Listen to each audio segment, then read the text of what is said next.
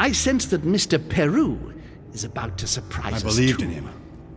I followed him to the best of my ability. I championed his ideas, defended his decisions, and then, without even realizing it, I became lost. Now that I've told you everything, you want to take my place, do you? No.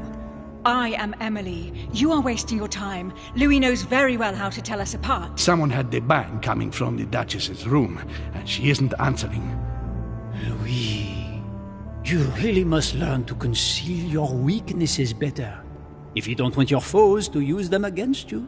Our desire is to steer the destiny of our respective countries for the good of all, and to no longer suffer the random hazards of history. It is the natural order of things, Monsieur de Richet. There have always been men who govern other men. That is simply the way it is. History forgets them with a disconcerting facility. No one speaks about them, and yet they whisper in the ears of kings and presidents.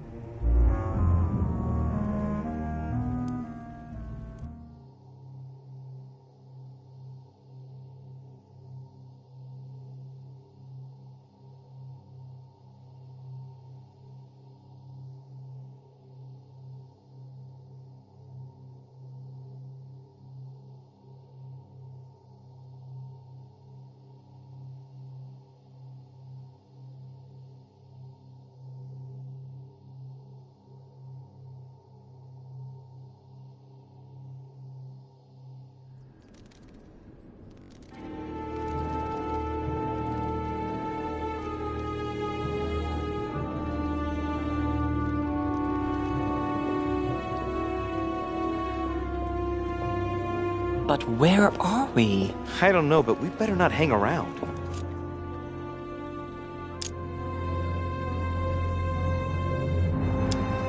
Be careful, Mother. As if me saying that will make any difference. Knowing Mortimer, I wouldn't be surprised if he rigged his crypt with traps. So you think the door is not enough? Do you want to wager your other hand? You've got a point there. We have to find that weapon. What do you know about the Holy Lance, Louis? The what? The Lance of Longinus the Centurion.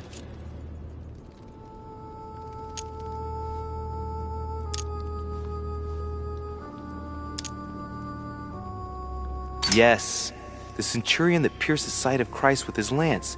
That weapon naturally became a holy relic. Exactly. Seriously? You don't really believe that fable, do you? Every fable is founded on true events. I'm not saying that everything adds up, but imagine if it really did exist. Very well. Now what? Well, now you know what you need to find. Pardon? I have to get to the wharf to prepare our departure. Let's get off this cursed island as quickly as we can. We shall come back when we are ready and armed. But hang on. Louis, let's first get to safety. We shall come back when we have the upper hand. Fear not. You take care of getting the lance. It's imperative. I'll take care of preparing our departure. Hang on. At least tell me everything you know about this lance. But I have never seen it. There's nothing else I can say, Louis. Well, you can always go snooping around Mortimer's study. I remember seeing paintings of Longinus there.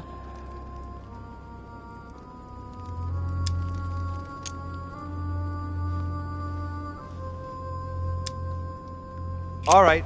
We'll do it your way. One more thing. If they find you in possession of the lance, they won't let you get away with it. Choose only one and hide it under your jacket so you don't get caught with it. Then run and meet me on the wharf. And if I get caught? If they catch you in possession of the lance, we're all doomed. Do you understand? Perfectly. Good. And go talk to Piaggi. He's the one who probably knows the most about this.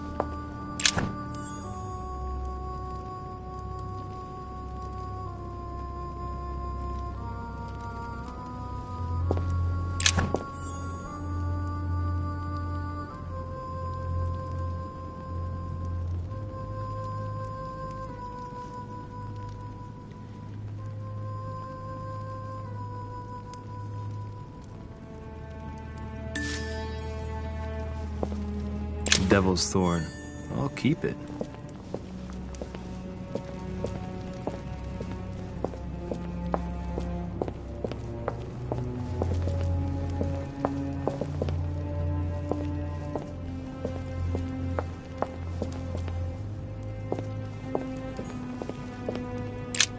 Flavius Aetius.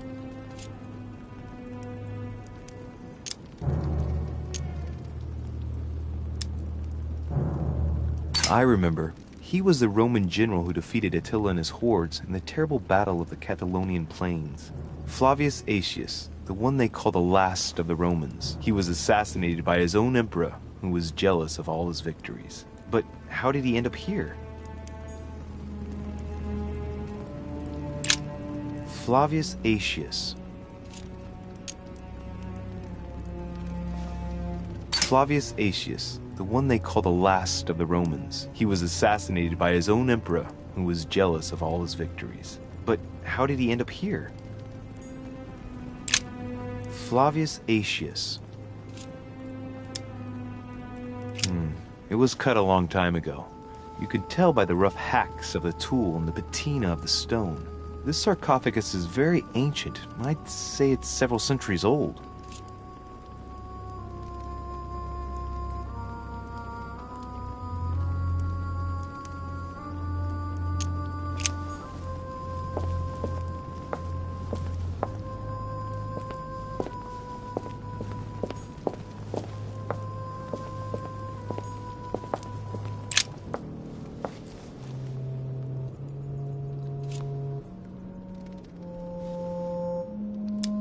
This lance has got a blade in the shape of a spear. Its blade is in iron or steel, I think. I can make out a rising sun engraved on the tip.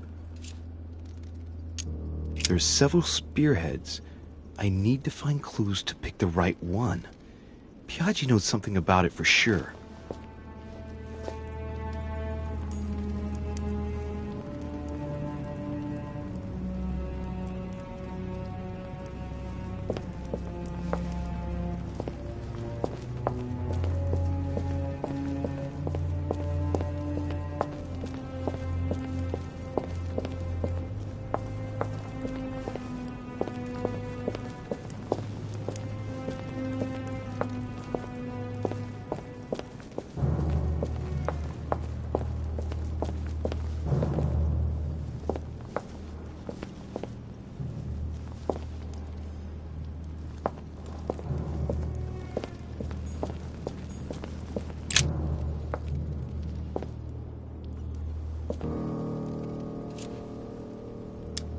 Let's take a look at this lance here. It has a very special leaf shape. It is copper rimmed, and I can see a fish symbol engraved on the tip. There's several spearheads. I need to find clues to pick the right one. Piaggi knows something about it for sure.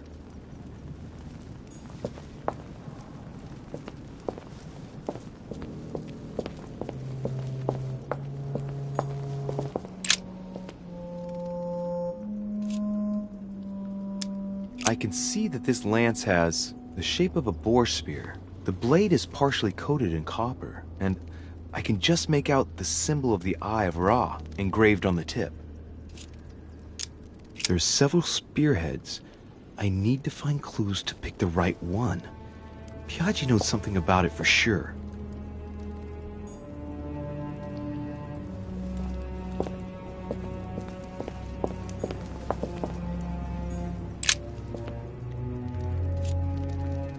This lance has a leaf shape. It is copper rimmed. The symbol of the Christian fish is engraved on the tip. There's several spearheads. I need to find clues to pick the right one. Piaggi knows something about it for sure.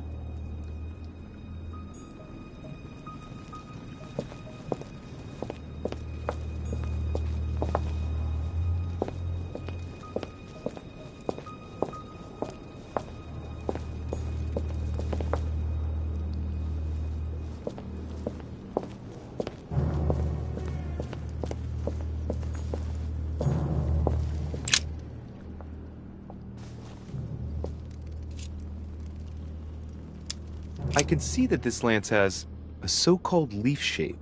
It is clearly made of iron, and I can make out a sun engraved on the tip. There's several spearheads. I need to find clues to pick the right one. Piaggi knows something about it for sure.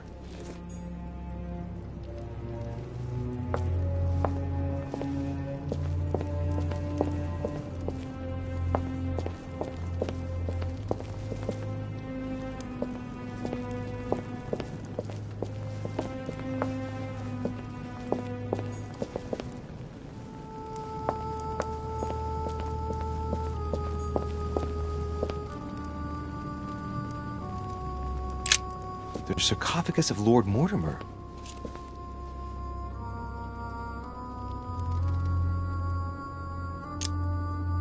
Let's see what we can find here.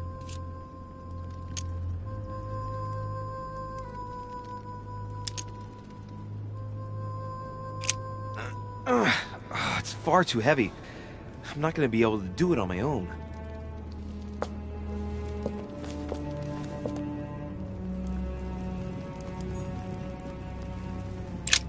The sarcophagus of Lord Mortimer. It's the only sarcophagus in this crypt which appears to bear the Mortimer family name.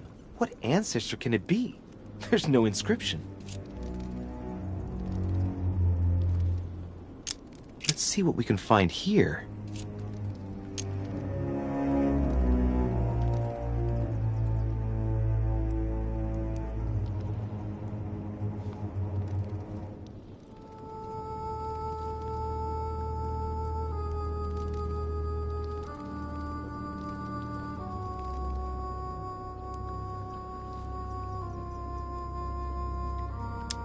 It's the only sarcophagus in this crypt which appears to bear the Mortimer family name.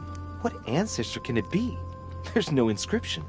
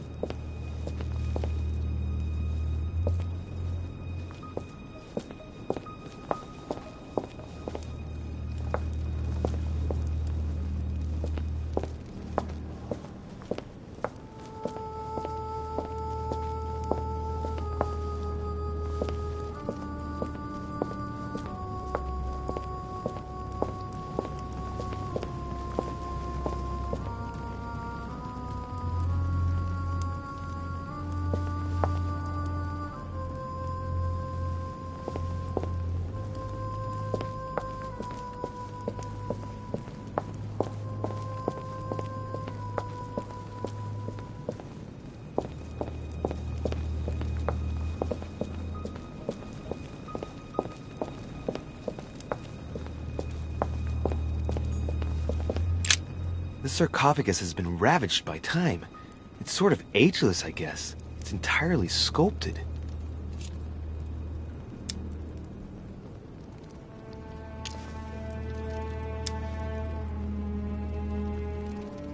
These symbols, these grooves, cuneiform script. This is humanity's oldest alphabet, the language of Babel. Sadly, no one today even knows how to decipher it. There's also some text engraved beneath in ancient Greek, Sargon. These symbols, these grooves, cuneiform script. This is humanity's oldest alphabet, the language of Babel. Sadly, no one today even knows how to decipher it. There's also some text engraved beneath in ancient Greek, Sargon.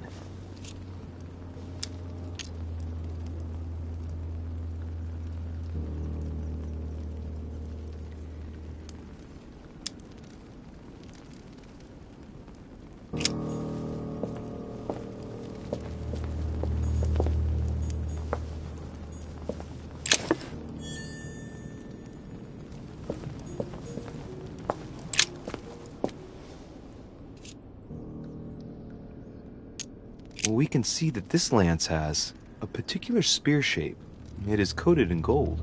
You can distinguish the symbol of the fish engraved on the tip, barely noticeable. There's several spearheads. I need to find clues to pick the right one. Piaggi knows something about it for sure.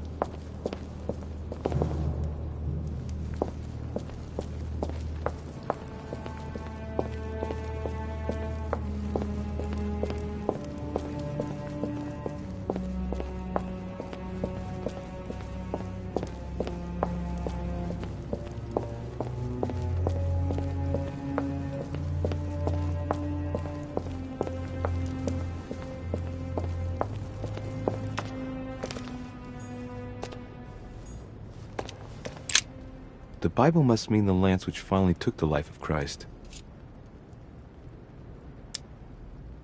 The Gospel of St. John is the most detailed on the subject of the crucifixion.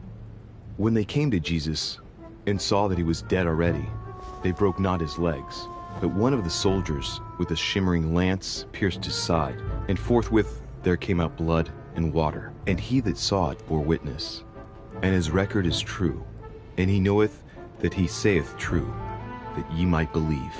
A shimmering lance? What is this telling me?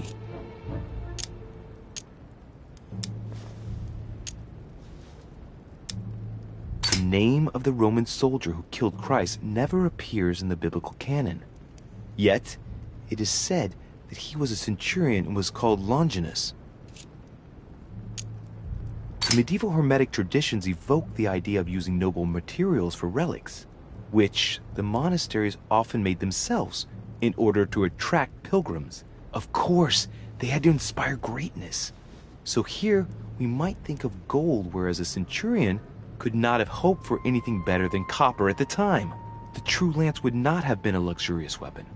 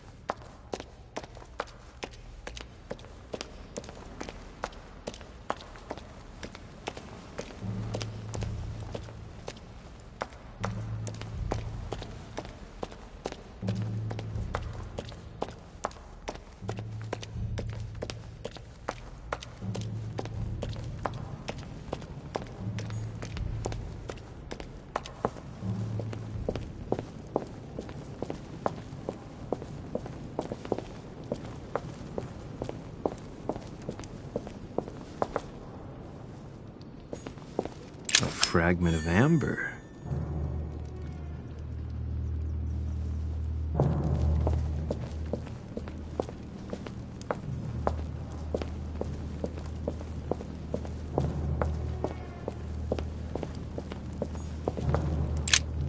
This sarcophagus is engraved with the name of Clemens III.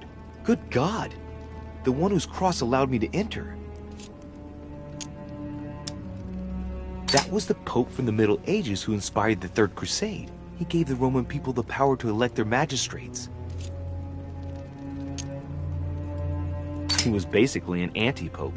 His path to the throne was pretty turbulent, and he had to be enthroned several times. The result of a long conflict between the papacy and the Holy Empire.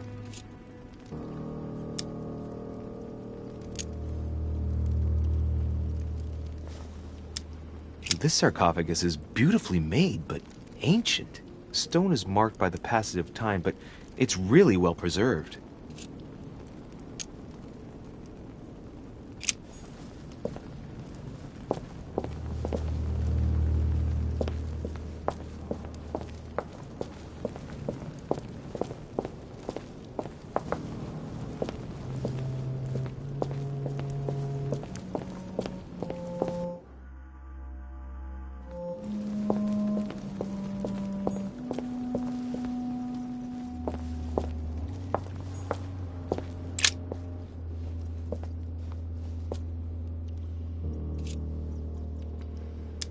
I can see that this spear has a so-called leaf shape. It is copper rimmed. I can see the tip is engraved with the symbol of the Eye of Ra. There's several spearheads. I need to find clues to pick the right one. Piaggi knows something about it for sure.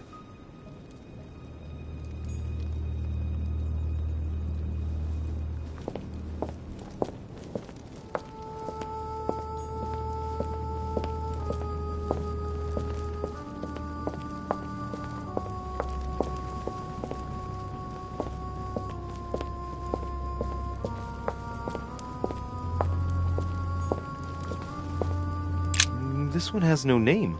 I wonder who it was for.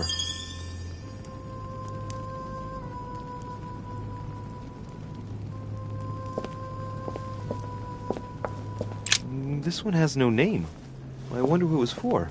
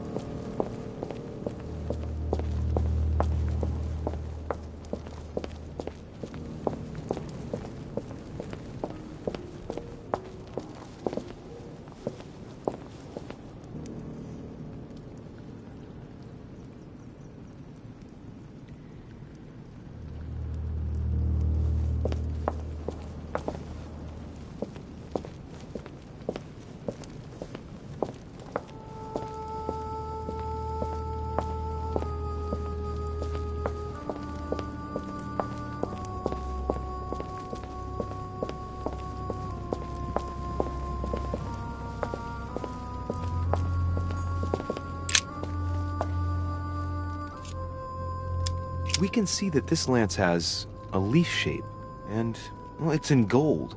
I can see that a crucifix is engraved on the tip, just barely visible. There's several spearheads. I need to find clues to pick the right one. Piaggi knows something about it for sure.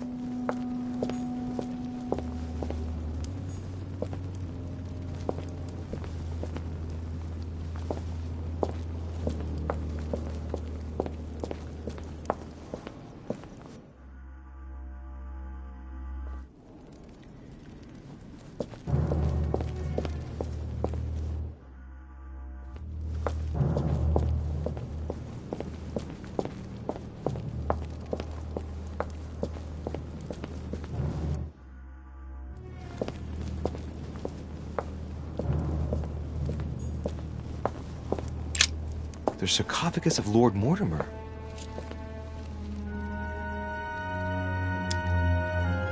It's the only sarcophagus in this crypt which appears to bear the Mortimer family name. What ancestor can it be? There's no inscription. Let's see what we can find here.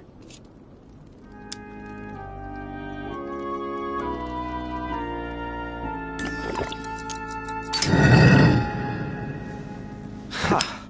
Great! Now let's see what's inside.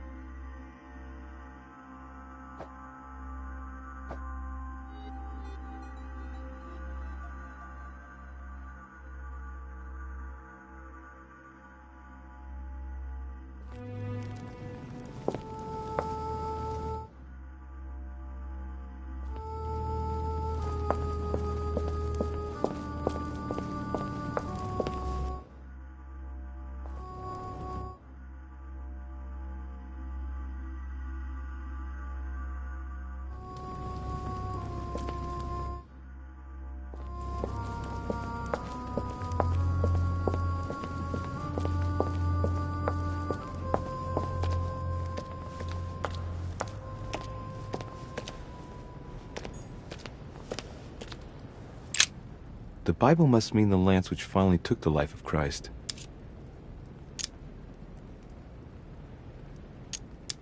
The 4 Gospels each give an account of the death of Christ. Let's see what they can tell me about the lance.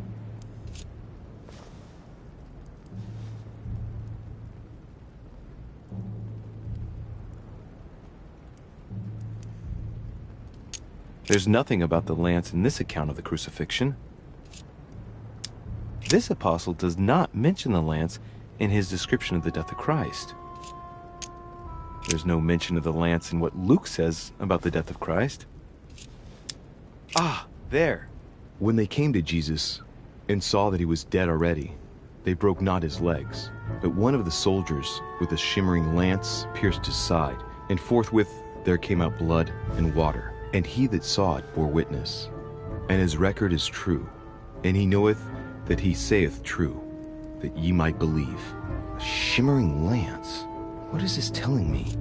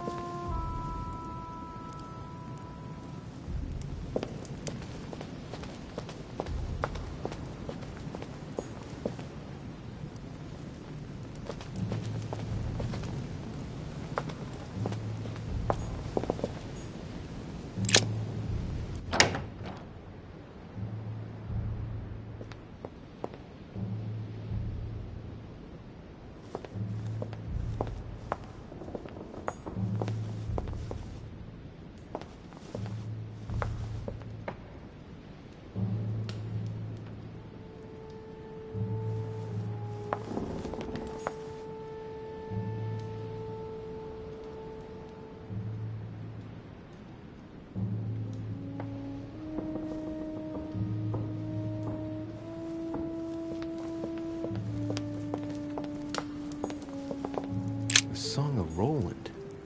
Roland feeleth his death is near, his brain is oozing by either ear. With his brain oozing, it's already remarkable that he can feel anything.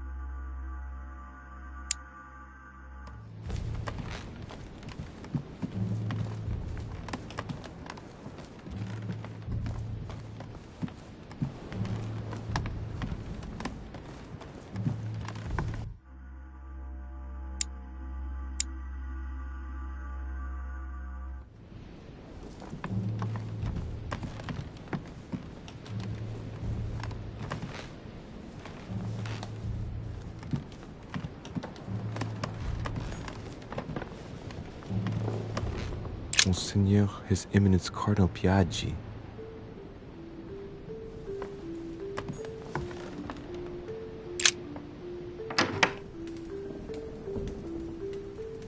The Cardinal's not in his room. I bet he went back to stuffing himself.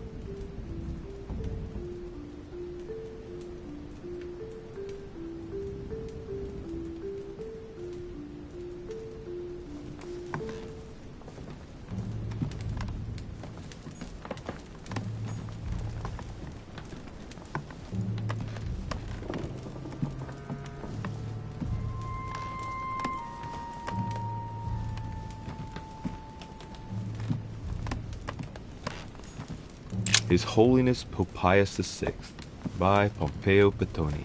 This should help Piaggio feel at home.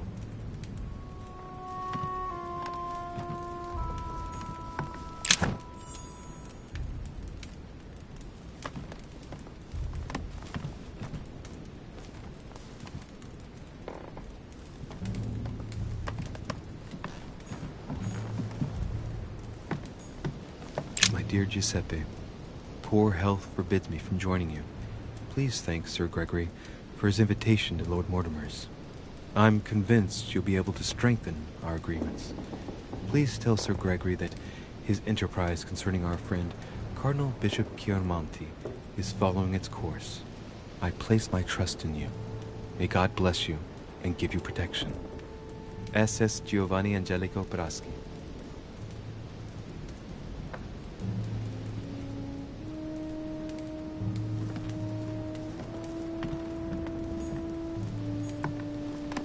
Satan summoning his legions. This is rather surprising for the decoration of a cardinal's room.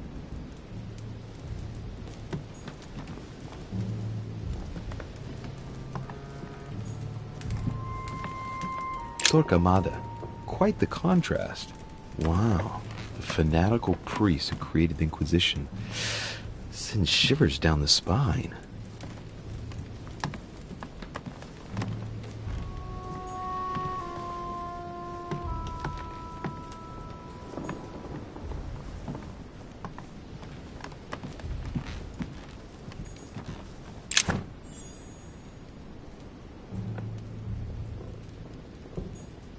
John the Baptist, Youth with a Ram, by Caravaggio.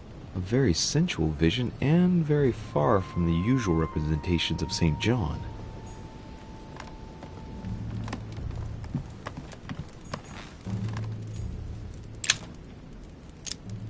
Amber crystals. The Lying Girl by Boucher. Here's a painting of mischievous eroticism. I wonder what Piaggio must think of this.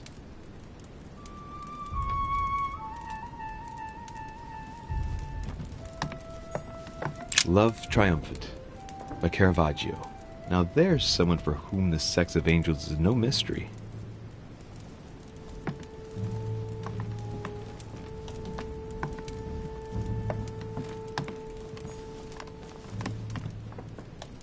Venus and Cupid with a Satyr by Correggio.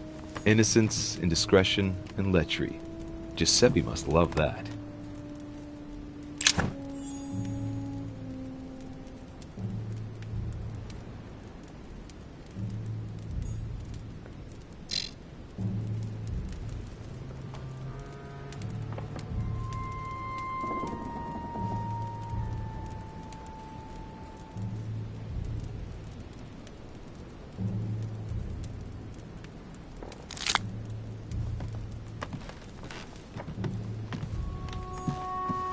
Honey, the remedy of the gods.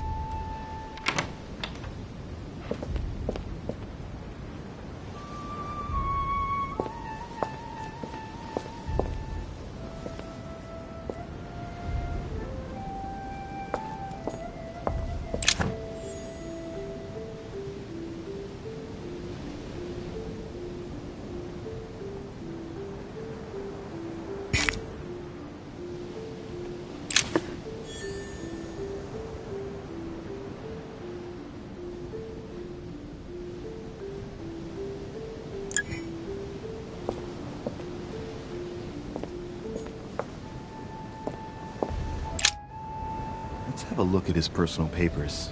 Of course, it's in Latin, the language of the church.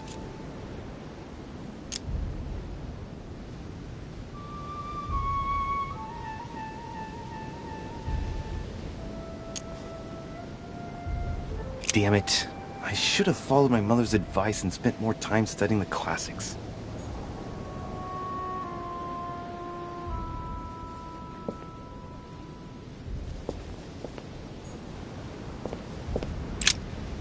have a look at his personal papers. Of course, it's in Latin, the language of the church.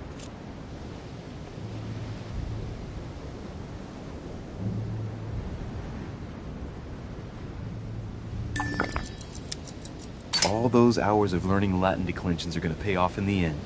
Mother will be proud. Now this could be interesting. Let's say a sancte. Various representation criteria, of which are shown the most common throughout the centuries, and in different forms. If Piaggi's notes are anything to go by, the weapon I'm looking for is shaped like a tapered spear. And that should help me identify it.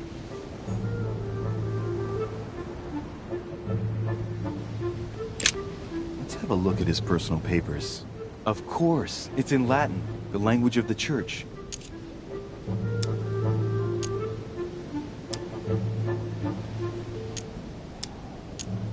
Damn it. I should have followed my mother's advice and spent more time studying the classics.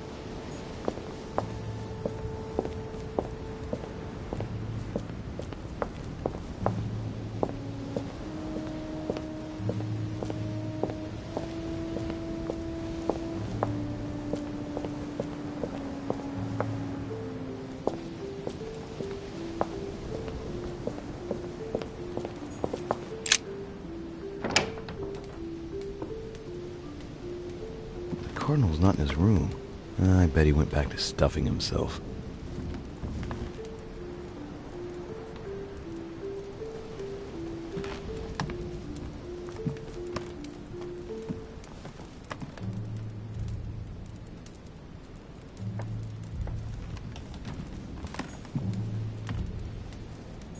Destruction of the Temple of Jerusalem by Francesco Hayez. The Roman destruction by Titus and his army. What violence!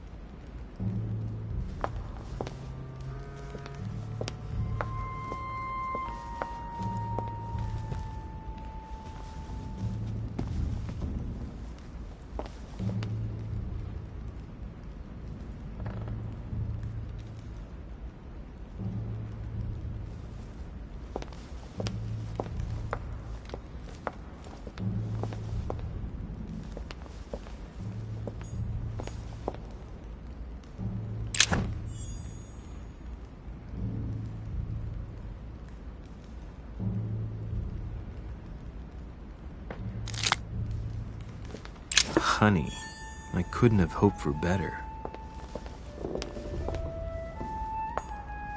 Blind Oedipus. Blinded himself. What a tragic destiny.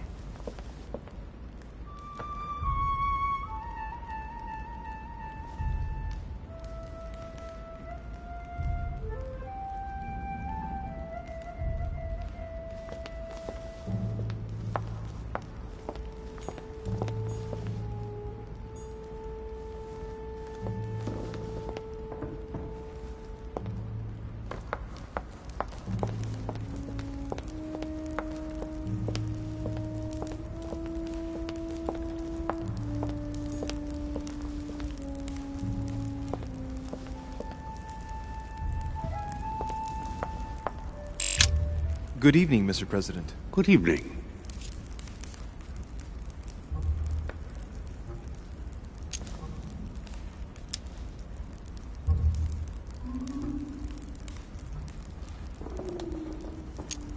Hard to kill time on this island. Nothing ever happens. Gets a bit boring, don't you think? Are you joking, my friend? I'm sure you're just being ironic. Yes and no. It's true that the manor is full of books and works of art. Unfortunately, the subjects are restricted to Lord Mortimer's specific tastes. The Crusades, religion... Yes, that's true. By the way, have you noticed the representations of the Holy Lance he's got all over the place? No. It was the last thing in my mind, to be honest. Oh, well that's a pity. I would have enjoyed chatting about it, as I would have done with my mother. See you later.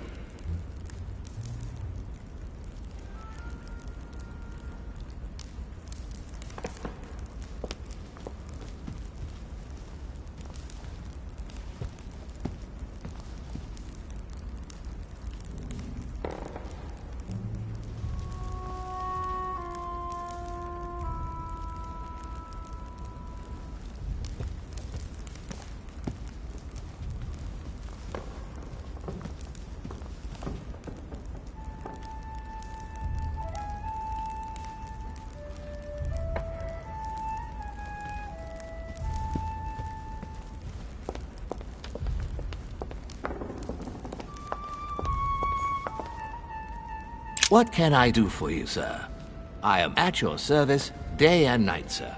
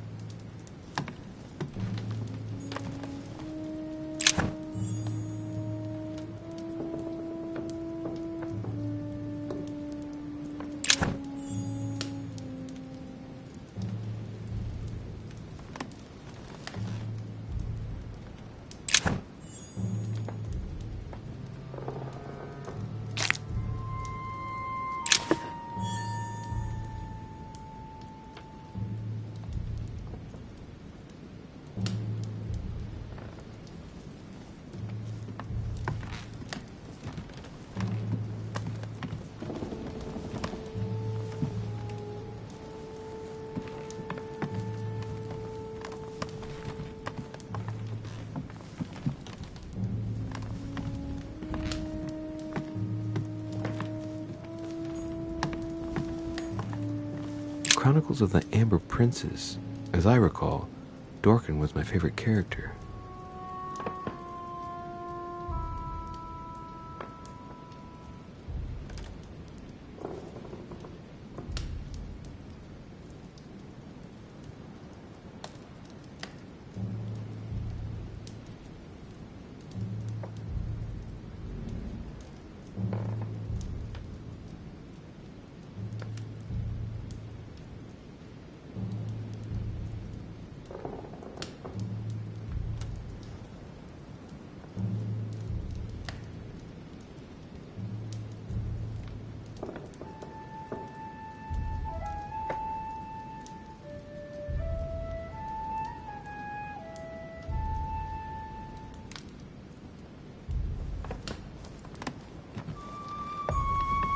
I have no space left.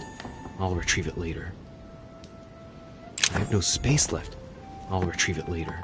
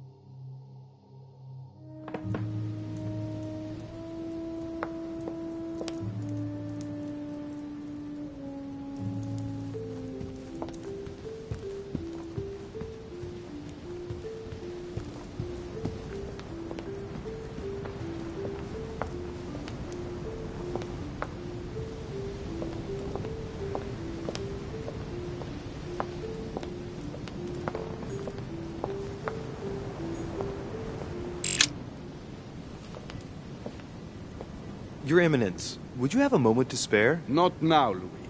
Please, leave me alone. I beg your pardon? I want to be alone.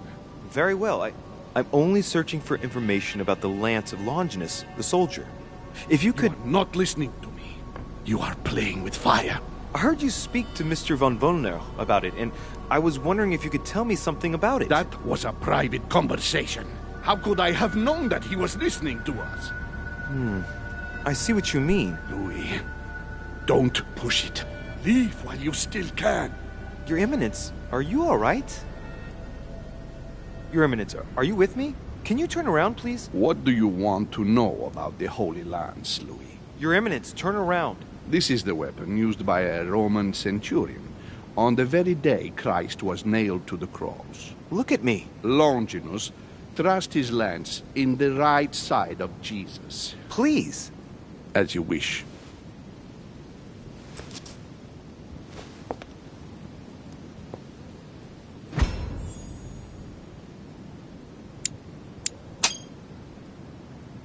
His nose is bleeding.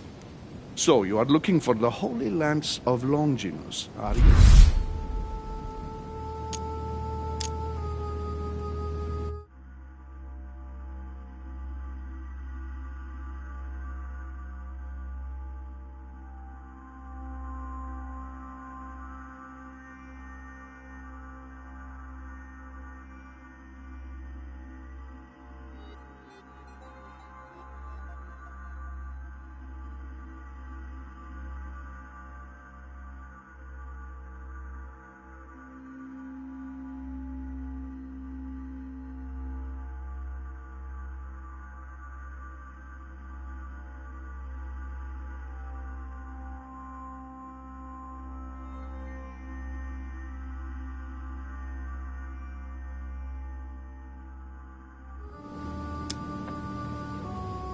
Your Eminence, you're worrying me.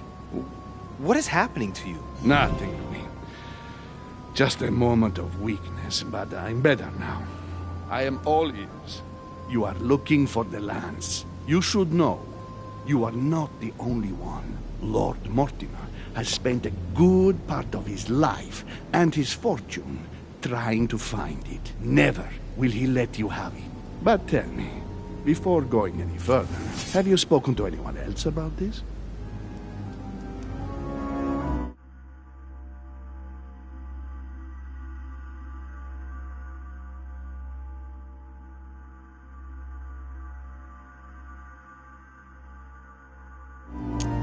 No, you are the first I've spoken to about it, Your Eminence. Come now, Louis. Are you quite sure of that?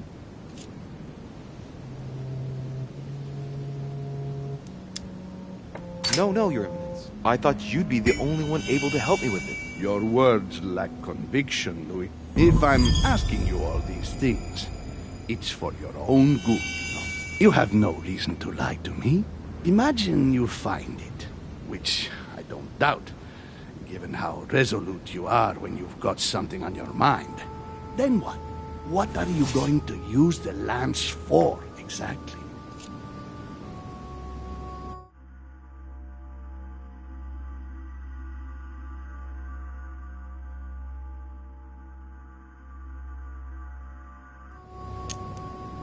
Nothing in particular. I'd like to study it, that's all. Louis, please. I'm sure you can do better than that. Louis, you should abandon your project. I say this for your own good. You will only get burned if you embark on this enterprise. Lead the lance where it is. Too many people have suffered because of it. Please excuse me, Your Eminence. I'm in a terrible hurry. Of course you are. And you won't listen to my advice. Don't worry about me, Your Eminence. Everything is fine. Good luck.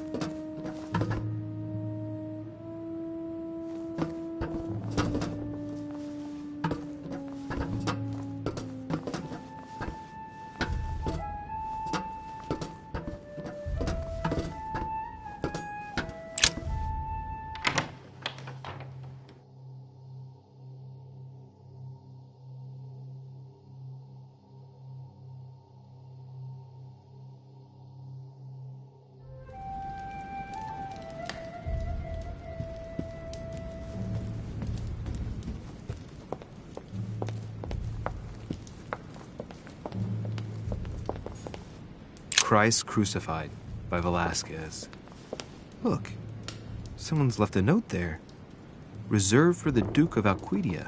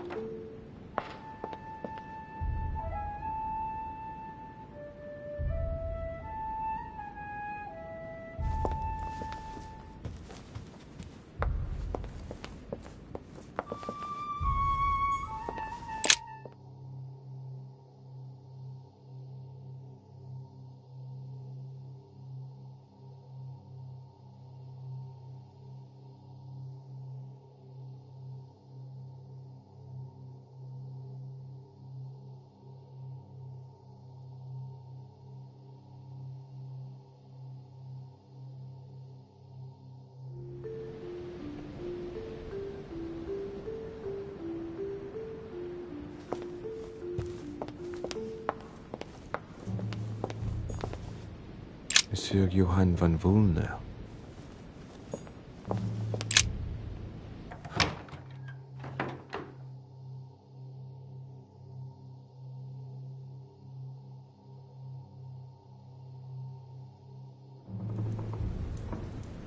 It seems like he isn't here.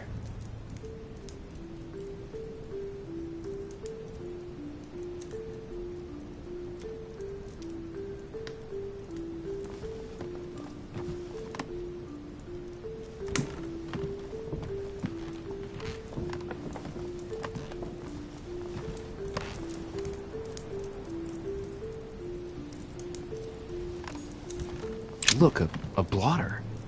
And apparently it's been used recently. I wonder what Volner was going to write. It's smudged. It's not all legible.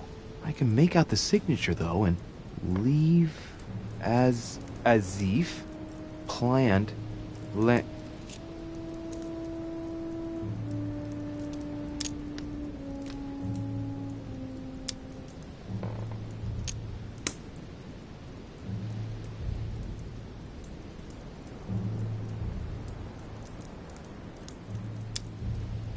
It's illegible. Let's see if I can find a solution in Volner's things here. Given his interest in alchemy, I wouldn't be surprised if I found something that revealed what's written somewhere in his room.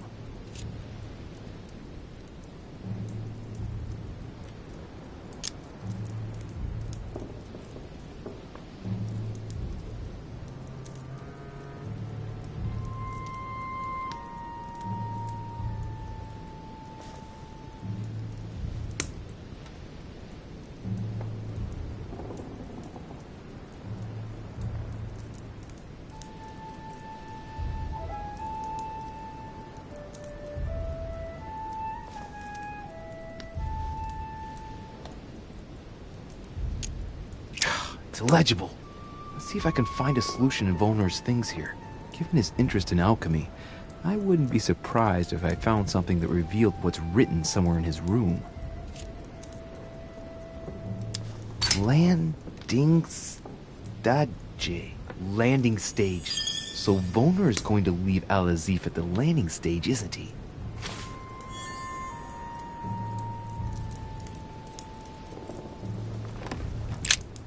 What a mess.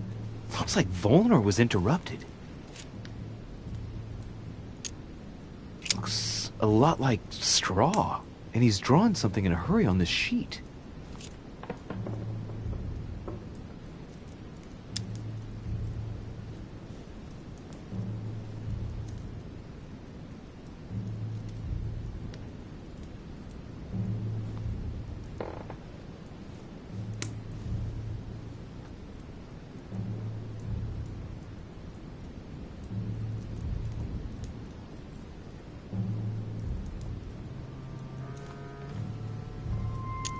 I get the feeling that I've seen that somewhere before.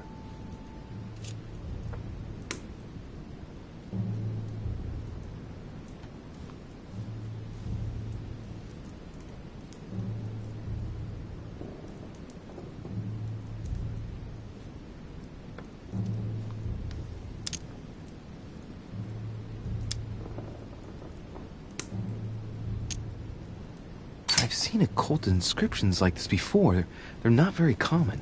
As a matter of fact, I've only seen them once before, around the Lock of Al-Azif.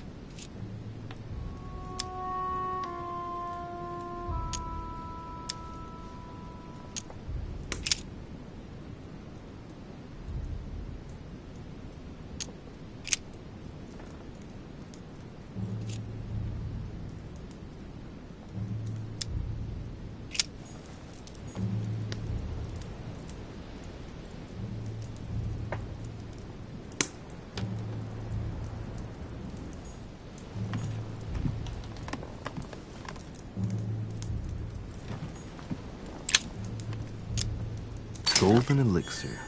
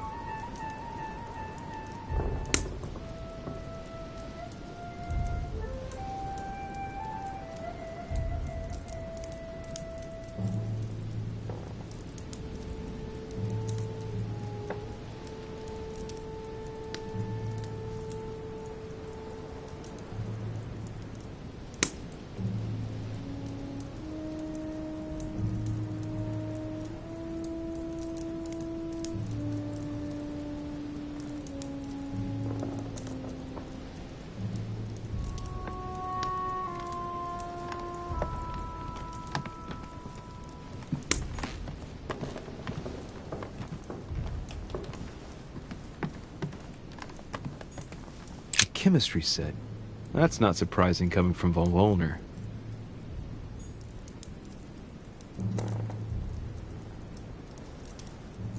Chemistry set. That's not surprising coming from von Wollner.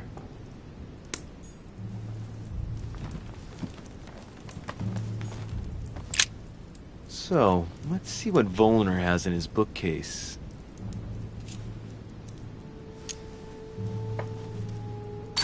A few works on religions, 2 scientific essays about human thought.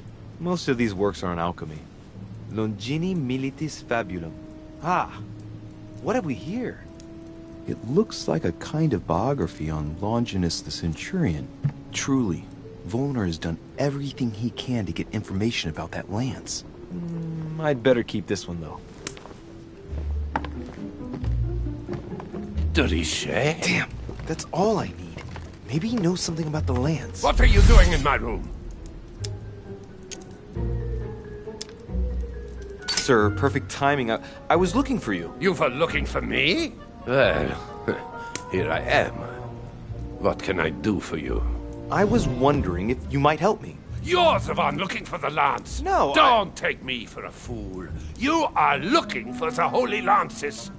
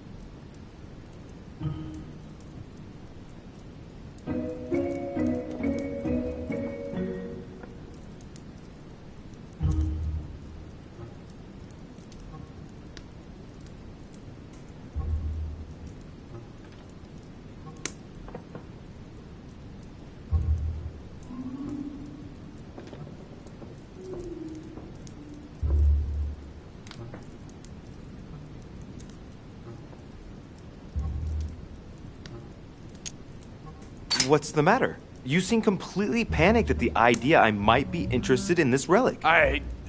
No, that's not true. What are you so afraid of? I'm not afraid. You know Mortimer's got it, so you're not worried that I'd give it back to him. What are so you? Why are you so terrified of me being able to find it? You have no idea what it is you're looking for. What are you playing at, Richet? Mortimer's the one who has that cursed lance. How long have you been looking for it? I see. You want it, and so you plan to steal it from Mortimer. For a long time. Isn't that right? Why, you little swine! You're planning to give it to Sir Gregory. You're looking to double-cross me and Piaggi too. What on earth is he talking about?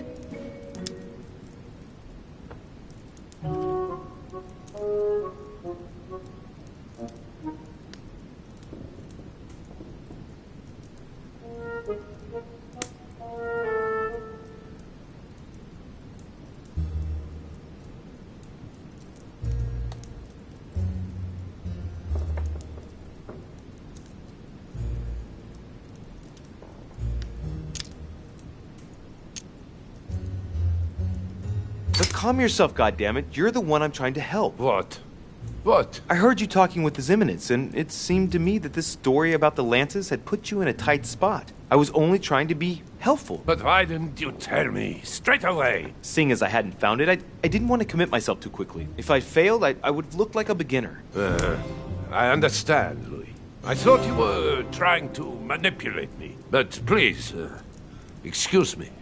I got a little bit carried away. But you can't get ahead by staying in the shadows on a case like this. There are already several of us searching for the Lance of Longinus. And it would be smarter to pool our information. Unfortunately, I've barely made any progress. I'm still trying to find out what the original lance really looked like. Let me reassure you, we've all been there, given the number of copies there are in existence. It also took us quite some time to discover its true shape. Many believe the central part of the head of the lance to be covered in gold, whereas, in truth, its center is made of an alloy of copper and iron. That does make sense. In those times, a centurion wouldn't have any chance of possessing a lance made of gold. That is the perversion of Christian idolatry. A copper lance could not have been noble enough to pierce the side of Christ. Anyway, thank you, sir. You're welcome, Louis. Keep me posted as to your research. We're bound to end up recovering it. I'm counting on it. See you later.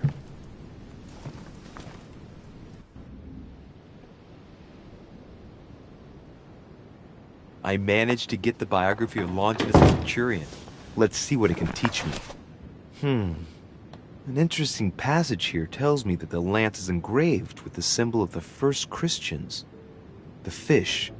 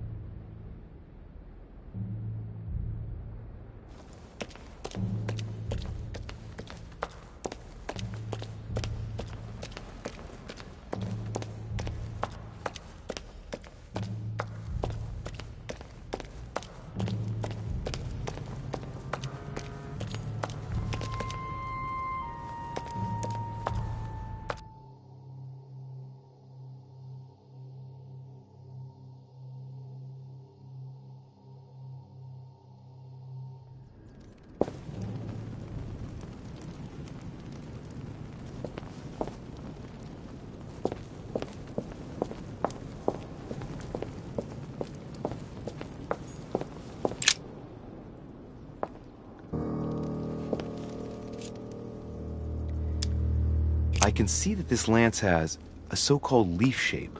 It is made entirely of iron. I can see that the tip is engraved with the symbol of the sun.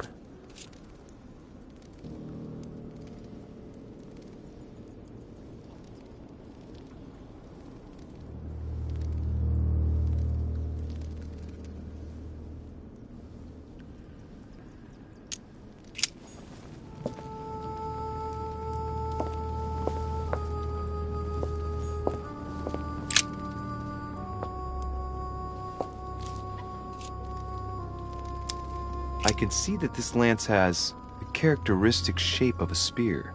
It is made of iron, and its tip is engraved with a cross.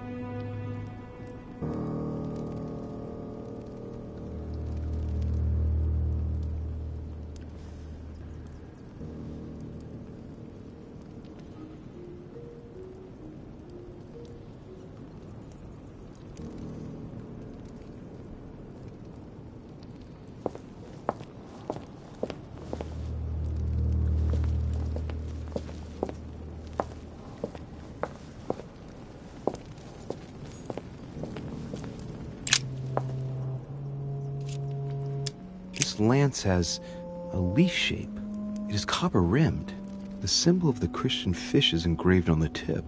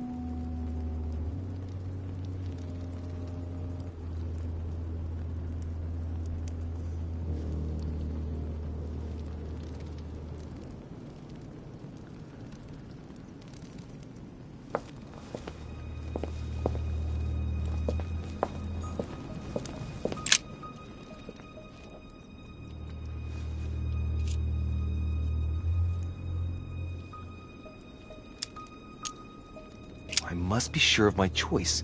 I cannot get it wrong. Am I absolutely sure this is the one to take?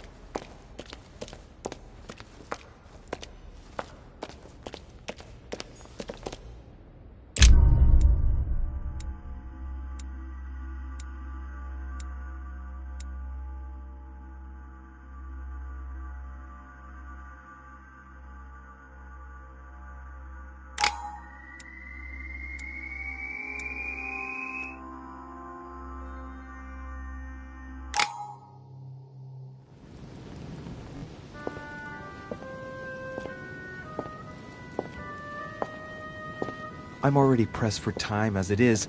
Mother's waiting for me on the wharf.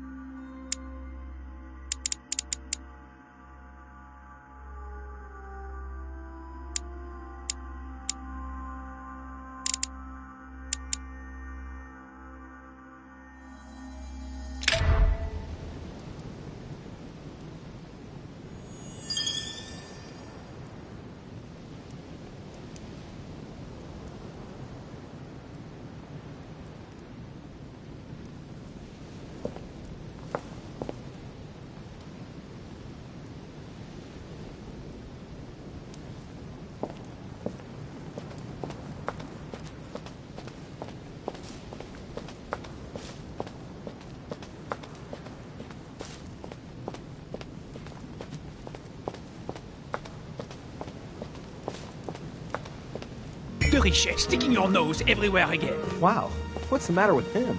Excuse me, monsieur. I don't follow you. I haven't come all this way just to fail so close to the goal. Why? What are you talking about? I am talking about what you are doing.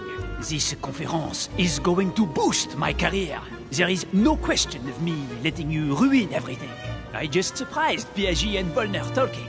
You are about to rob Mortimer. Give me what you took from him, immediately. Let's keep calm, please. I don't know what you're talking about. I'll have to cut this short, quick.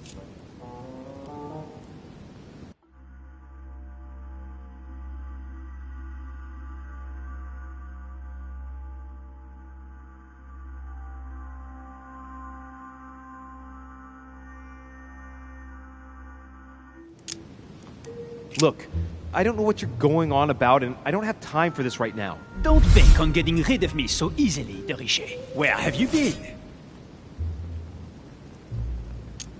I'm still looking for my mother, if you can believe it. I've been in the manor basement to check if she might have gone lost. And did you find her? No, not a trace. I'm warning you, de Richet. I've got my eye on you. I'll soon figure out what you are up to. And I am convinced that you have indeed robbed Mortimer. The game is up. Give me what you took from him. You know, this is becoming an obsession with you. Show me what you are carrying, or I will call the servants.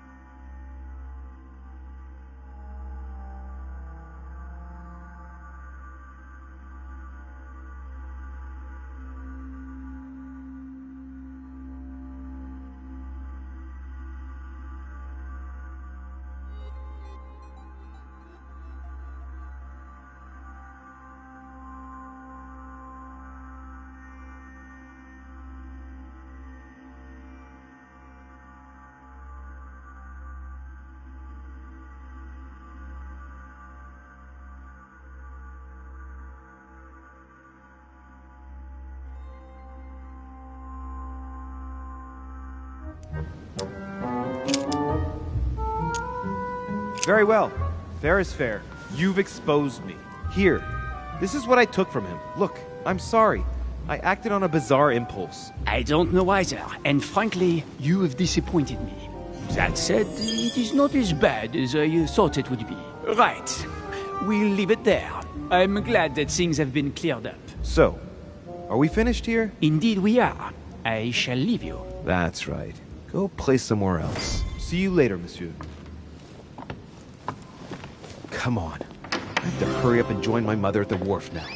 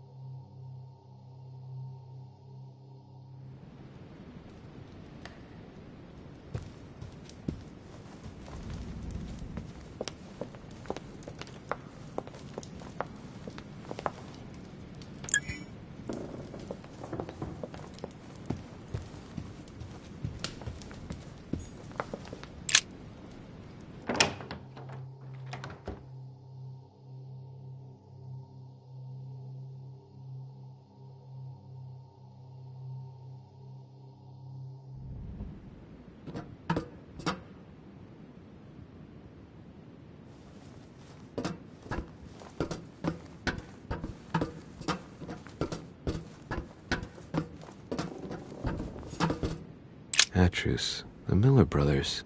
Mother expressly forbade me from reading it.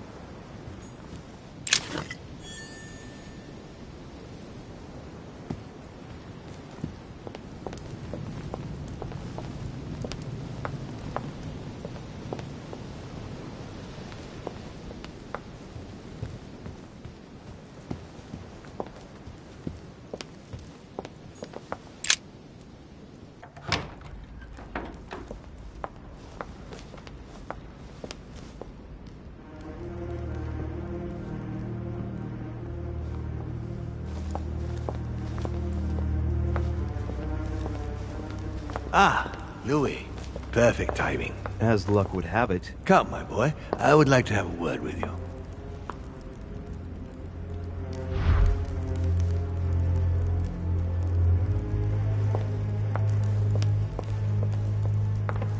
Come closer, please.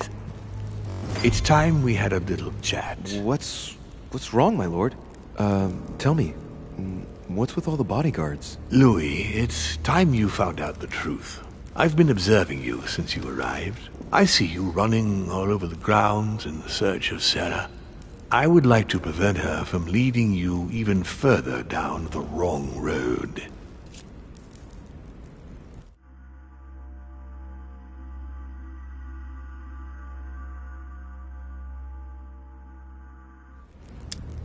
The wrong road? Louis, Sarah has made her own choices of her own free will, and I would like for you to have the same chance. You see, Sarah and I have known each other for a very long time, Louis. I am aware of her theory. About me, about Gregory, about the demons.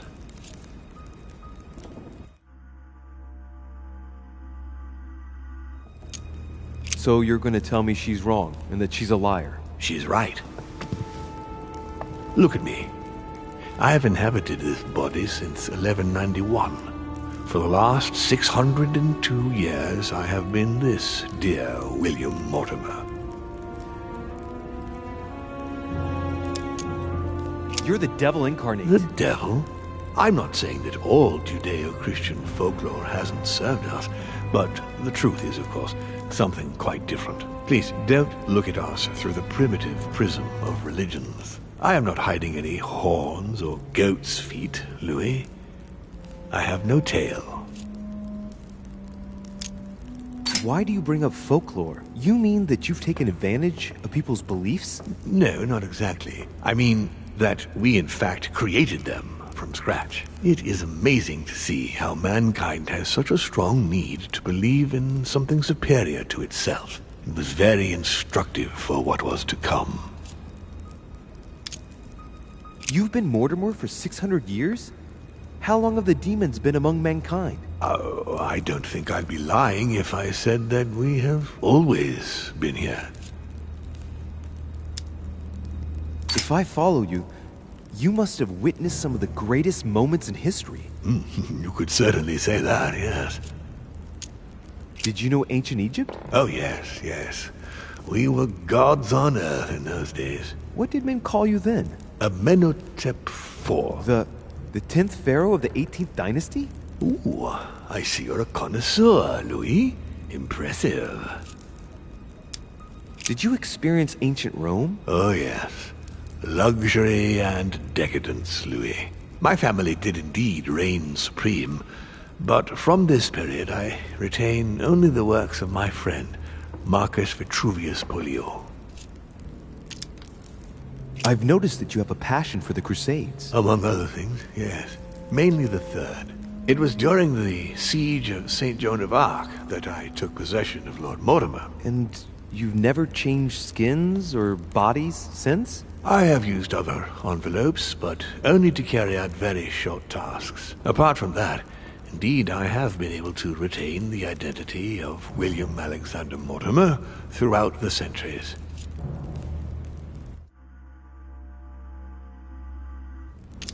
Did you know ancient Greece? In many ways, yes. One day Pericles, the next Parmenides. Just the memory of the time I spent working on acoustics with Pythagoras, well, it moves me quite deeply, to tell the truth. Pericles. He's the one who brought Athens to its golden age, isn't he? In a way, yes. He established democracy and then died during an epidemic. It wasn't so long after his 2 sons passed away. Isn't that right? Excuse me, Louis. I would rather not relive any more of that, if you don't mind. You seem to be fascinated by Christ. You weren't him, were you? Oh, no, not at all. He was my father, though. Strange as it seems. I beg your pardon? Am I dreaming? Oh, please tell me I'm dreaming. We should have the chance to talk about all that again later, but yes, he was my father. All the mythology surrounding Jesus of Nazareth really stems from my father's prideful need to show himself among men.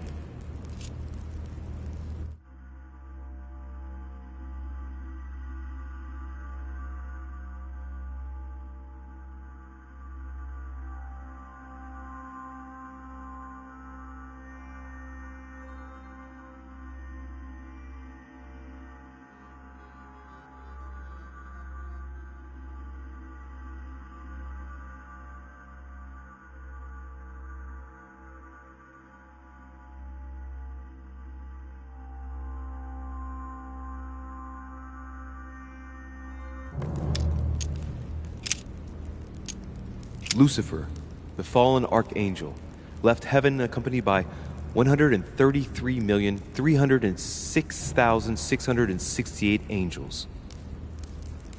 Is it true that there are that many of you? No, I assure you, Louis. Forget your Bible class. It's ridiculous. We are not angels. We don't have wings. There is certainly nowhere near 1 million of us. And for that matter, no sacred human text represents us correctly. There are several families, and the family to which I belong has 8 siblings, including Gregory and myself. Sir Gregory is your brother? Yes, what can I say? You can't choose your family. But it is very difficult to know exactly how many of us there are, because a large number of our kind remain hidden, or never reveal themselves even to us.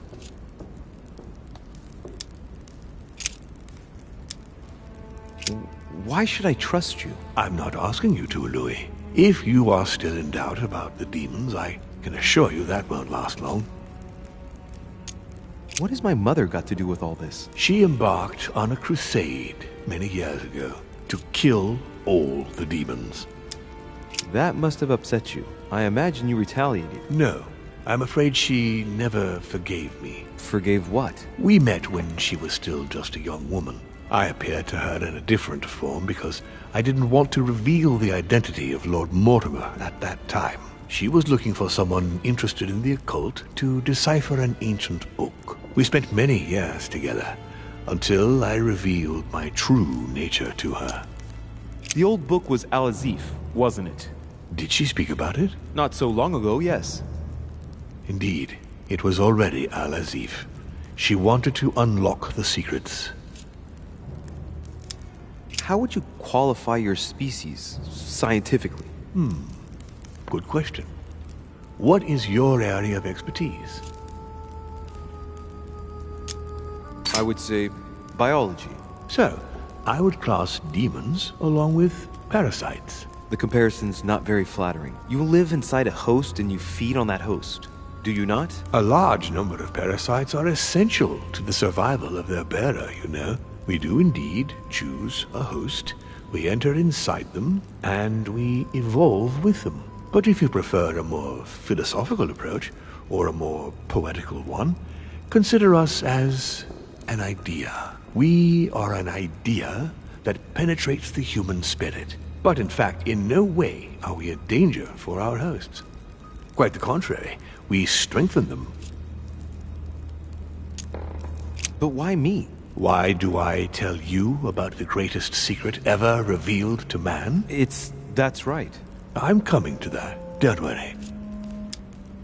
What are the demons' projects for humanity? Our aim has long since been to protect humanity from itself. On the other hand, although we give them the impulse to succeed, we don't all agree as to the path they take to achieve it.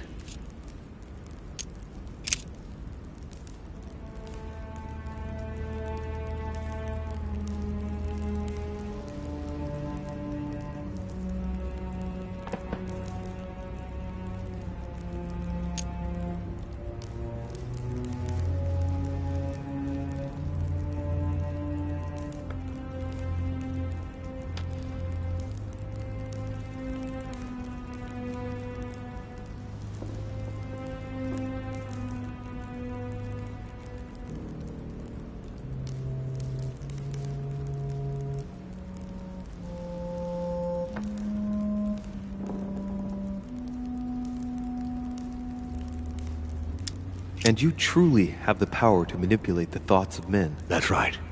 Every demon has the capacity to infiltrate the minds of men and to read and steer their thoughts.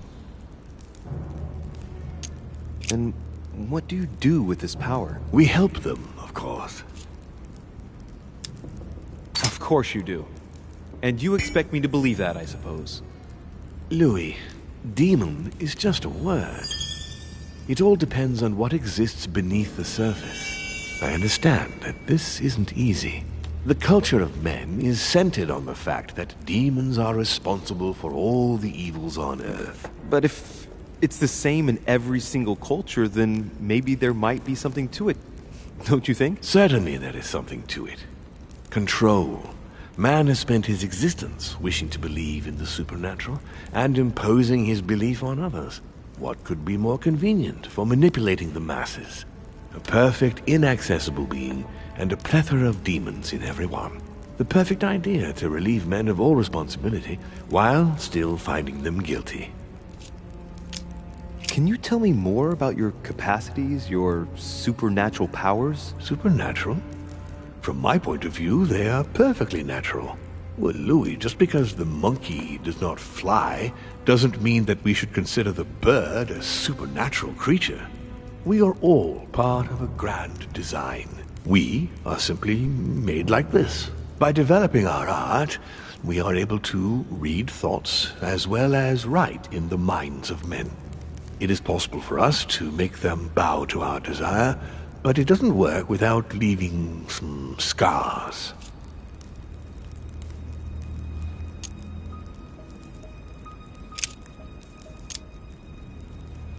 Continue. Louis, it's time you opened your eyes.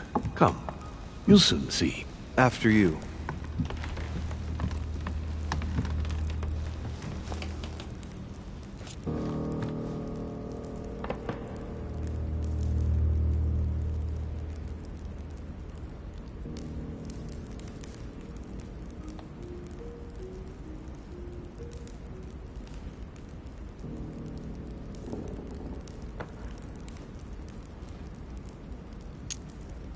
If you could manipulate us mentally, what's the point of all the theatrics of the conference? You must suspect that we asked ourselves that very same question. For many centuries, we didn't organize any conferences, and most of the time, it ended in civil war between demons. Many of us were killed during this period.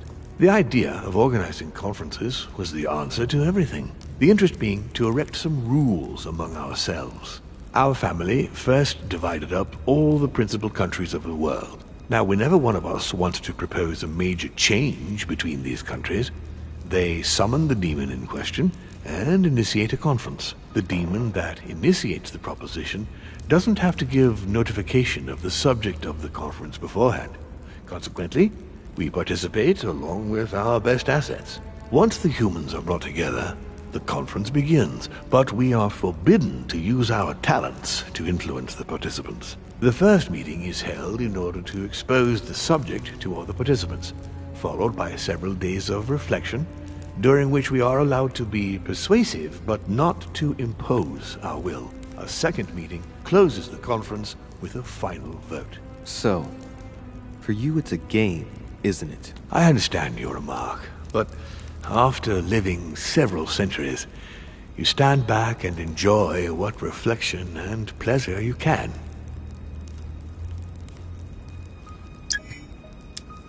But how do you agree on global policy? Locally, we often have competing interests, and sometimes we start wars between men which are linked to our disagreements. Most of the time, our father steps in and gives directives, which my family follow to the letter. Indeed, in my opinion, it is high time we moved on. What do you mean? I mean that a new era must begin. The old monarchic regimes are outdated, and it's time to evolve. So, von Borchert, he was looking for the Al-Azif for you. Exactly. Al-Azif has always belonged to my family, Louis. And with good reason. My father wrote much of it. Can you tell me what you've done with...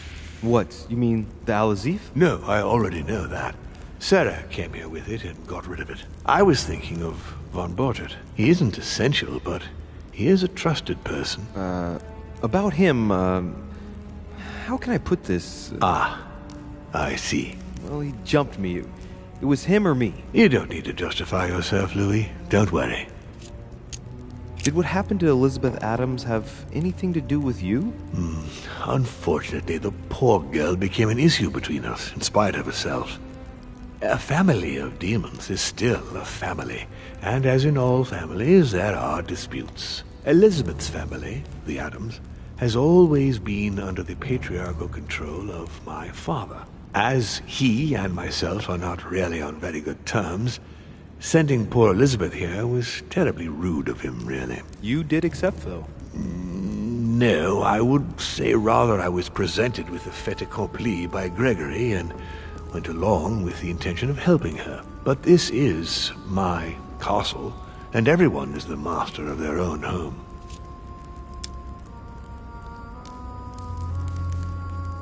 It was you who killed her. The child was already condemned, Louis. My father would never have let her be. I had to pass inside her mind and, yes, make her take her own life. Trapped between the unyielding control of my father and your mother's terrible treatments, I wouldn't wish a life like that on anyone. Would you? So neither my mother nor Peru were ever guilty. You just gave me the runaround with that whole investigation. Now don't take it the wrong way. I was obliged to keep up appearances so that Gregory wouldn't suspect me. And it enabled me to size you up, Louis. I hope I've answered all your questions, Louis. Come, I've something to show you. There is one question that remains to be answered. Why me? Why tell me all of this? Oh, haven't you guessed yet?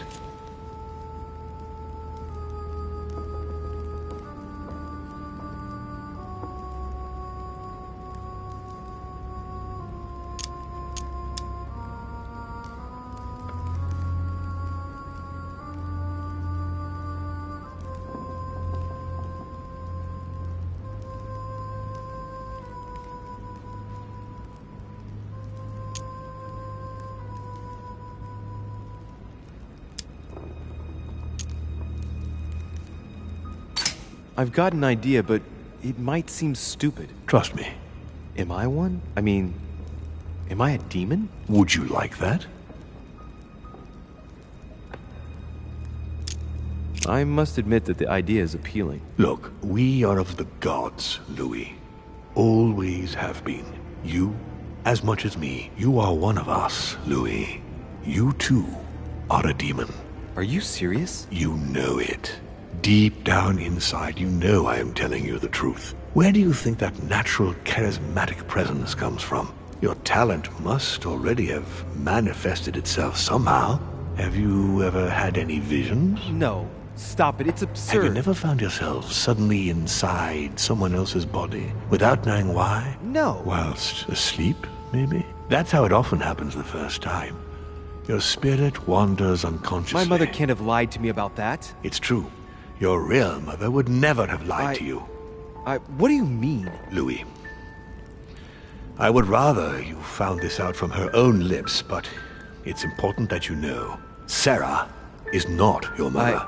What? I'm sorry you had to find out this way, Louis. But you must know the truth before you commit an irreparable act. No, no, it's not possible. You are my son.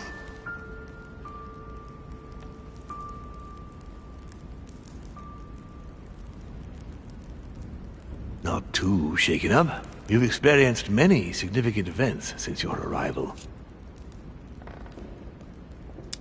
You can say that again. For now, I think you ought to find Sarah, my son. You ought to talk things over with her. So she's been lying to me all along? Let her justify herself. What's done is done. Sarah must explain herself. You must clear the air. We'll have all the time we need to talk afterwards. But all in good time. Before you join her, I'd like to give you something. As a demon, I would like to introduce you to your first talent.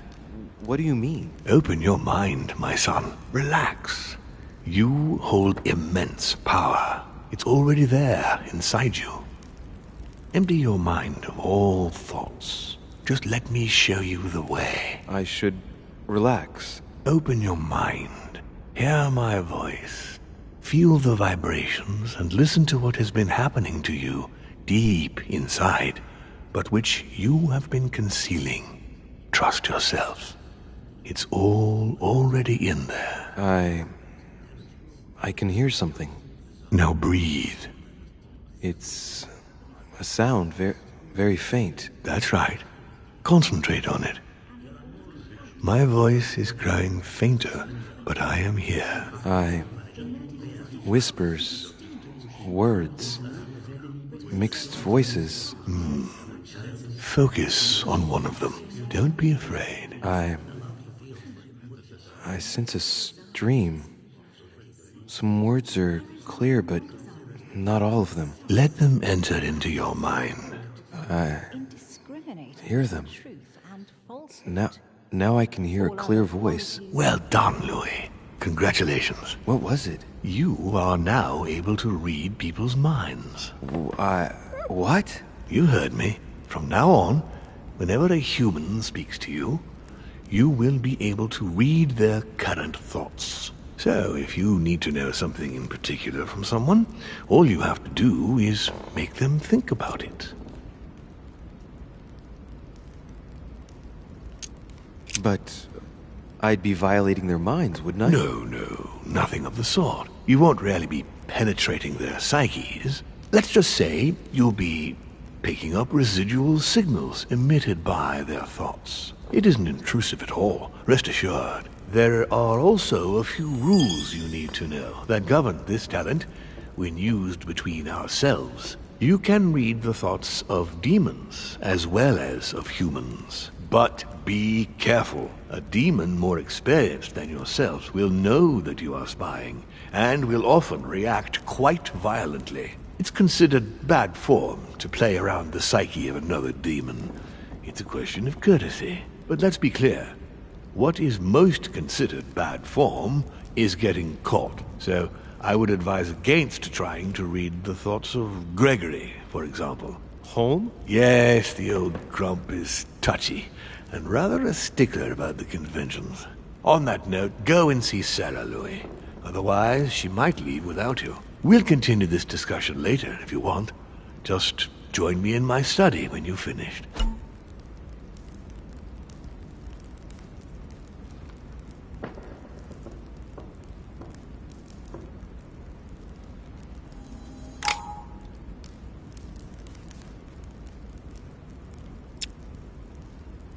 Let's see what Mortimer's thinking about. He is thinking he might not have been clear enough with you. When I told you not to try to read into Gregory or our experienced demons, it also applied to me, of course. You can hear me think? Of course I can. I can sense you.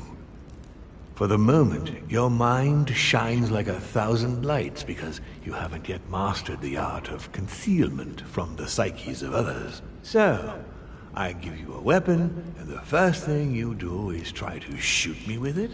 If my intentions were evil, you would already be at my mercy. So be very careful on whom you use the talent.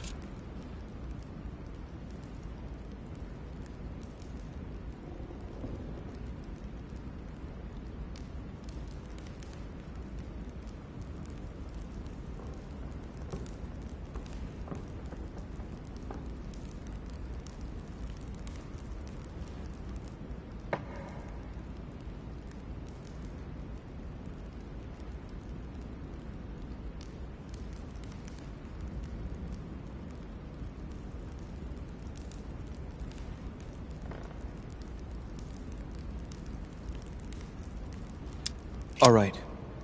Please excuse me. And don't ever apologize, my son. You are far above that from now on. Now go. One more thing.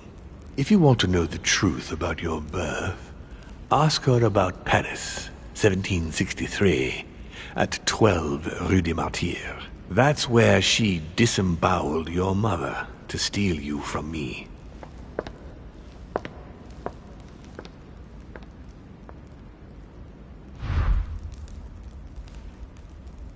It's not that I regret all these discussions, but I must hurry to the wharf.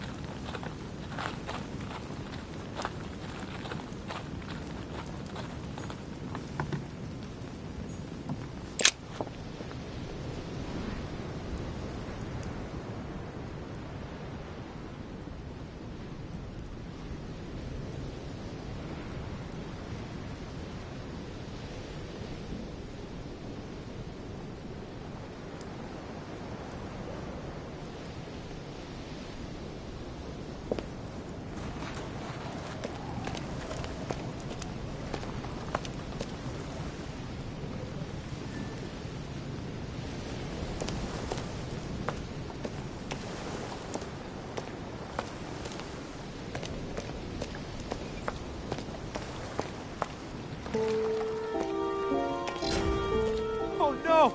No, Mother! Louis?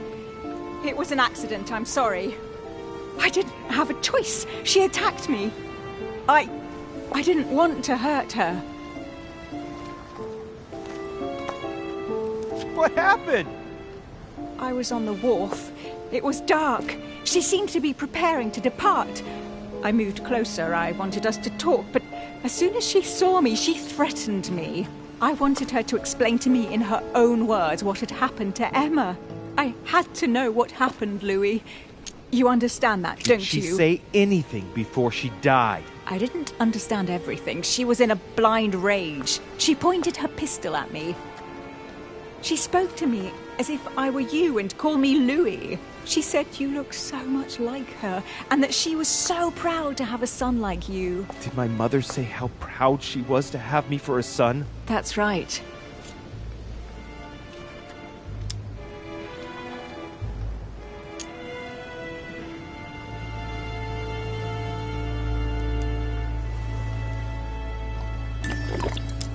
My mother would have never said that.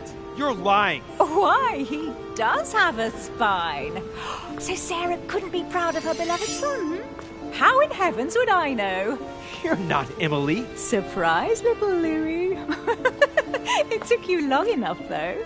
Yes, you got it wrong. You didn't choose the right one. It took you long enough to figure it out, though. Oh, I felt sorry for you when I saw you couldn't even recognize her, Louis. What do you expect? It wasn't my fault. Was it perhaps that night we spent together after the conference that persuaded you that I was worth more than her? What? Oh, you still don't get it. The night of the conference? It wasn't poor Emily who paid you a little visit in your room. Oh, she was much too busy with Monsieur Bonaparte. No, that's not true. It was me, of course. I assure you, you got something a whole lot better. And when I think she wasn't even armed when I arrived. Right. Take a moment to think and meet me at the manor later. You're crazy. Now, Louis, don't push it. I understand your grief, but I won't put up with that sort of talk from you or anybody.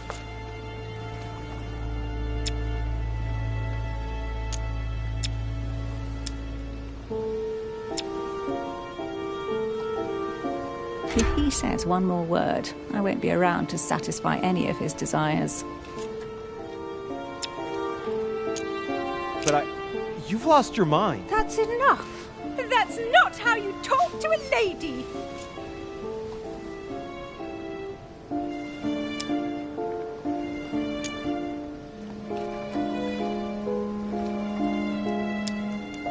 She's stark raving mad.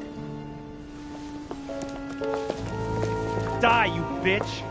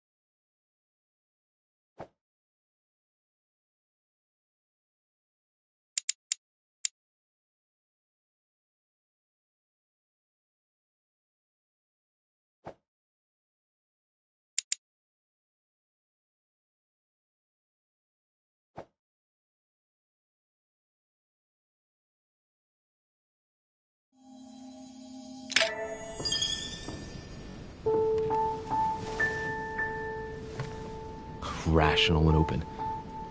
I spent my whole life swimming in lies. Emily, what a waste. I feel like I know nothing. I have to learn everything all over again. I'm a demon. I age more slowly. I can mentally manipulate people. I don't even know if it's a good thing or a curse.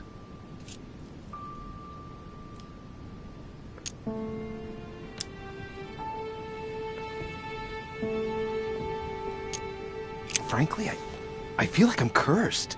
I hope I'll be able to control this new skill, otherwise my life will be hell. Damn it, what a mess. Come on, man up, Louis. I'm still the same old me. Demon or not, I'm still in charge of my actions. And this father, I know nothing about. Yes, I've still got a lot to learn. It's enough to drive you crazy. Everything I believed in, nothing holds true anymore. Pull yourself together, man. I need to find some answers. There's no way of being alone for a minute.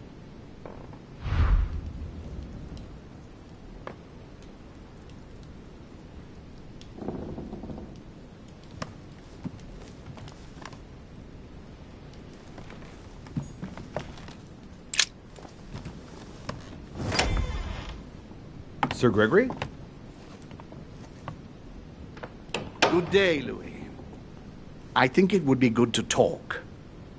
How are you feeling? I don't know. I understand. I heard that William spoke to you at last about our nature and our family.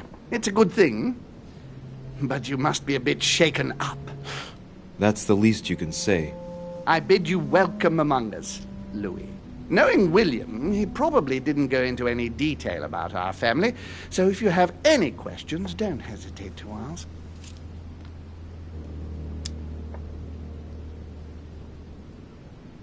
How long has our family been in existence? We have been here since the very beginning. What do you mean, exactly? Are you trying to get information from me? No, not at all. I was just wondering why that particular question seemed to disturb you. Let us not insist, then. You yourself weren't very convinced by the question, it seems.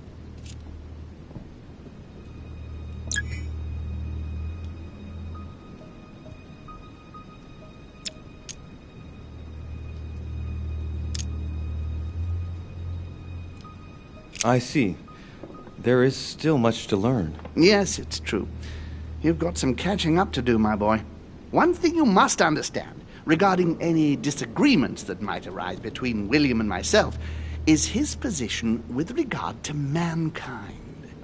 What do you mean? Well, for centuries we've been trying to help, and therefore preserve humanity. Monarchies are simple and practical. They enable us to inspire humanity efficiently, and I can't understand why William wants to replace them with democracy.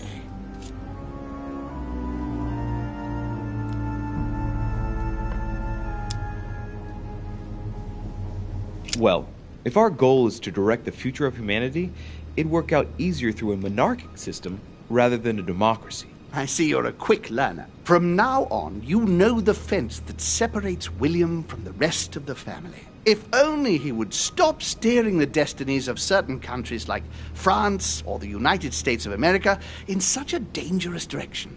It has taken centuries for our family to establish relative peace between demons.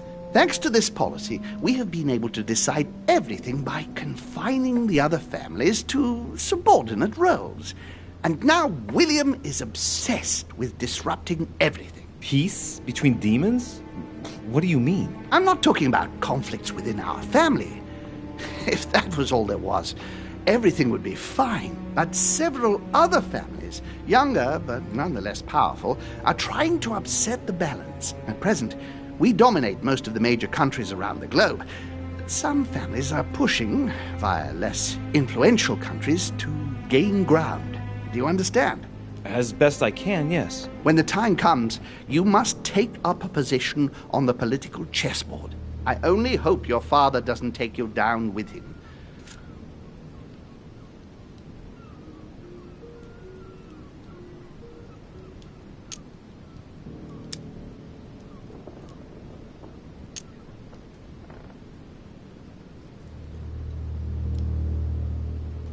Are you offering me an alliance? Louis, I do not believe that just because your father is mistaken, all is lost for you. You owe William nothing, so there's nothing obliging you to support him. I want you to make an informed choice. Now go and see your father, see what he has to say, and then think it over very carefully. That's exactly what I intended to do. Thank you, Uncle. Don't mention it. If I've been able to help you in any way, go now.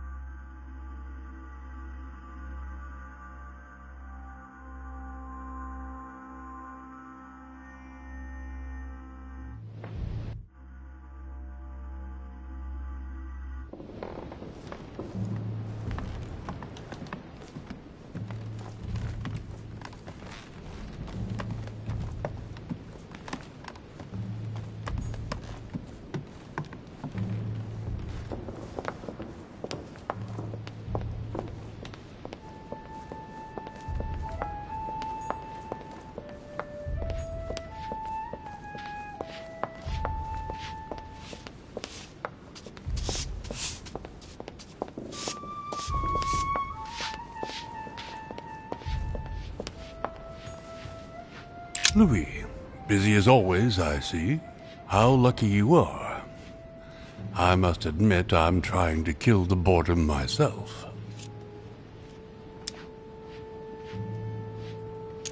I'm sorry, Mr. President, but I don't have a minute to spare right now. Yes, I see.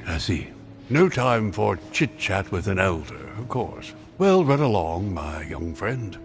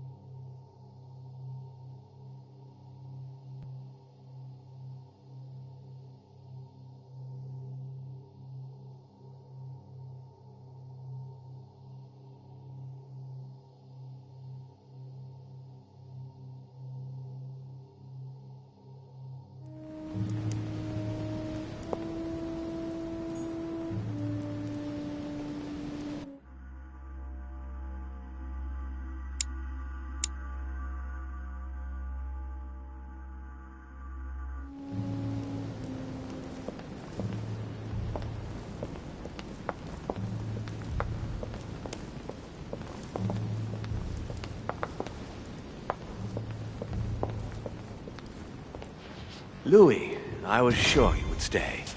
I'm proud of you. You have made the right choice. You must have been disappointed not to have been able to speak to Sarah one last time. I would have liked her to tell you herself. Well, I guess I'll never know now. True.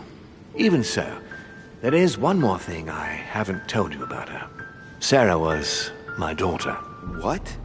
But why didn't you tell me the truth about her? I thought that might be too many truths to absorb at one time. I intended to tell you afterwards. You were in a hurry, so I made a decision. You've been able to understand and choose for yourself. How do you feel? Hard to say.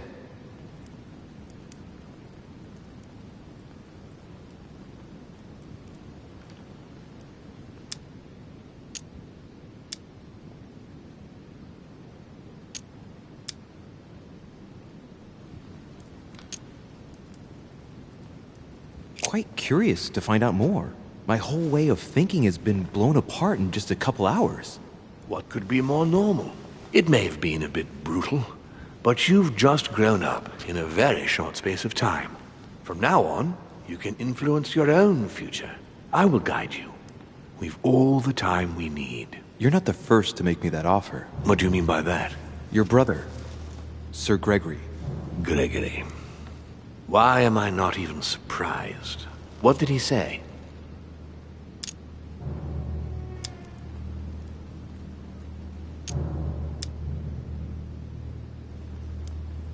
Not much. He bid me welcome to the family, that's all. Louis, Gregory is my brother. Always has been. And he never goes anywhere to say or do not much. He must have told you that he's worried about me, that he wants to be there for you, and that you ought to be wary of me. Yes, something like that.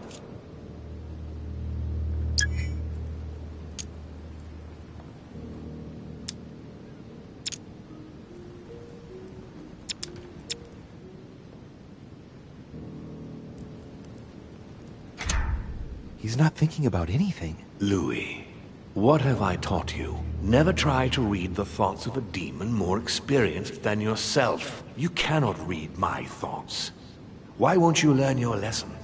This is the last time I will warn you.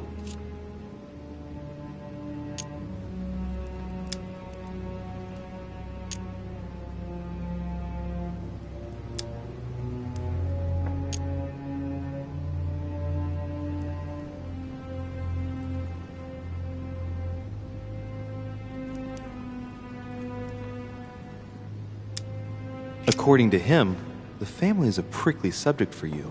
He exaggerates. I don't have problems with all our family, far from it. I admit I find it difficult to follow the path set out before me sometimes. I don't share their vision, and they don't understand me. They find you unstable. I don't impose anything on anyone. I'm just following my own path. But where does it lead? I suppose I should explain. For centuries now, demons have emerged in and around great leaders all over the world. But like true tyrants, they have governed with an iron fist in a studded glove. That's the impression I get. But you see, people's discontent is increasing, and they are too high up to hear it. They take themselves for gods. Sooner or later, the people will turn against us, just as they have in the past. Each time it's happened, many of us have died. We must master the humans, yes, but gently. And the best way of doing that is by allowing them a free choice, Louis.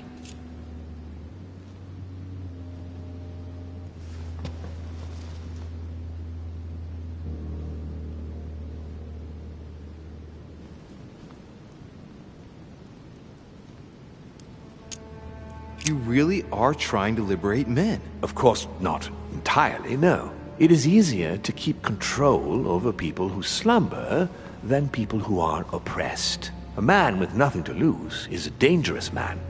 Whereas if you give him a roof, food, and entertainment, he will do whatever you want. The best way of getting them to achieve something is to make them think it was their idea. For that, they have to feel as if they are free. Hang on. What do you mean? Look at the United States. From the start, I introduced an idea that will change everything. The idea that everything is possible. Everyone can become someone. Is there anything more beautiful? You mean it's not true? Man can move mountains when he believes it is in his own interest. And what nobler cause is there than his own freedom? Do you have any more examples? Of course.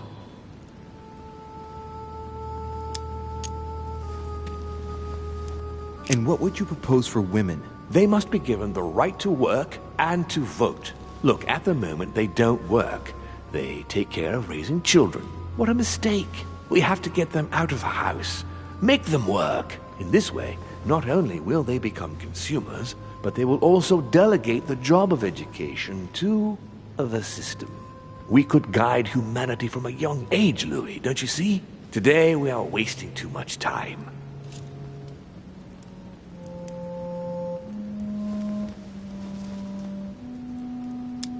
Tell me what you think about progress. Progress is essential, Louis. It's the future. What else? Progress must liberate humanity from burdensome chores. Progress must replace man wherever his presence is not obligatory. It creates both the desire and the need. It will liberate women as soon as the machines are able to do all the chores in the home automatically. It will bring men together by bringing a faster means of locomotion. Look at the cultural revolution that printing brought about. Talk to me about slavery. Well, take the slave trade, for example. It's an archaic practice that simply has to stop. Today, black slaves of America work for free and in unbearable conditions. Tomorrow, if you free the blacks and offer them work along with a salary, they will bless you for it. Then, they will be integrated into the system. They will be taxable. Once they are free, they will have to work for a roof, pay taxes, and feed their families. Maybe we could take away the civil rights of prisoners, for example. In this way, we'll keep control of all those who respect the system and benefit from the others as a workforce. What obscurantism! By harping on this concept of good and evil, guilt and redemption, look where men are now, locked up in beliefs that should no longer exist. It's time for men to rediscover themselves and to take control of their lives, as they really are, without any moral judgment. But the most important of all has already been laid. The foundation stone, freedom of speech. The First Amendment of the Constitution. There must be opponents to every project. So, above all, don't develop a one-track approach, otherwise man won't have enough room for expression to feel free. If man sees his chains, he will only want to break them. If we give men the feeling that they are free, I am convinced that they will exceed their limits, and it is only from that condition that humanity shall rise up. But do you want to dominate or raise humanity higher? I want it to advance. I want it to progress. Man is our vessel. If he progresses, then so do we. Wouldn't you like to know what we really are? Who do you mean? Demons? Yes, us. Our species. I've been searching for centuries, trying to find a way to explain the reason of our existence, but humanity has not yet evolved enough to make any progress on the subject. I am convinced that the sciences will bring that knowledge someday. So, that's your objective, is it? To understand who we are?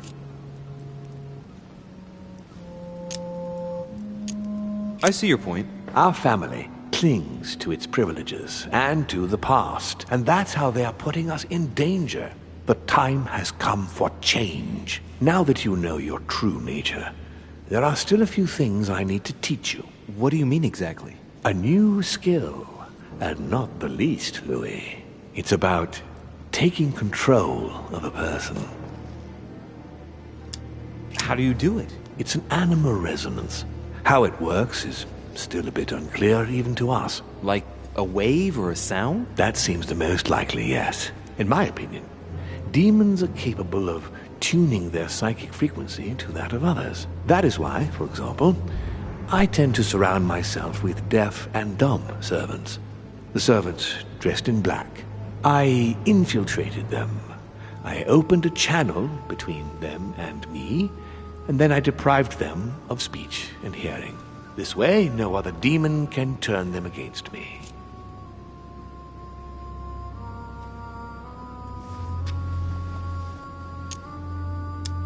Okay, let's not waste any more time. I deduce that you're impatient to master what's in store for you. That is good. I thought I'd mix business with pleasure for this first time.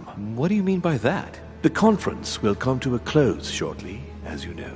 Not that I'm fed up with archaic diplomacy, but it's time to ensure the success of this project. To make this happen, I would like Piaget to inform the Pope he has changed sides.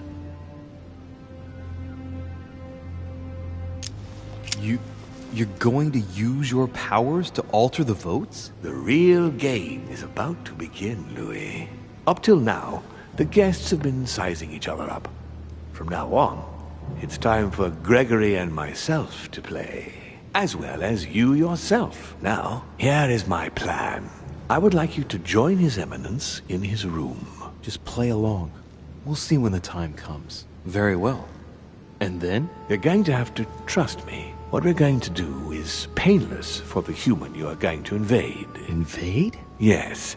You're going to enter his mind and take control. You're going to influence his actions and his psyche. Make him speak, then concentrate. You must focus on him in order to feel his thoughts. Then, while speaking, you must link with him. Once you're done, you will naturally find your way to the source and enter into his thoughts. But what if I fail?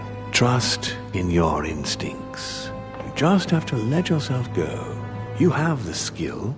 Let your nature come to the fore. You'll see. If you fail, you'll be in for some light banter with His Eminence. That's all. There's nothing to be afraid of. Very well. Perfect.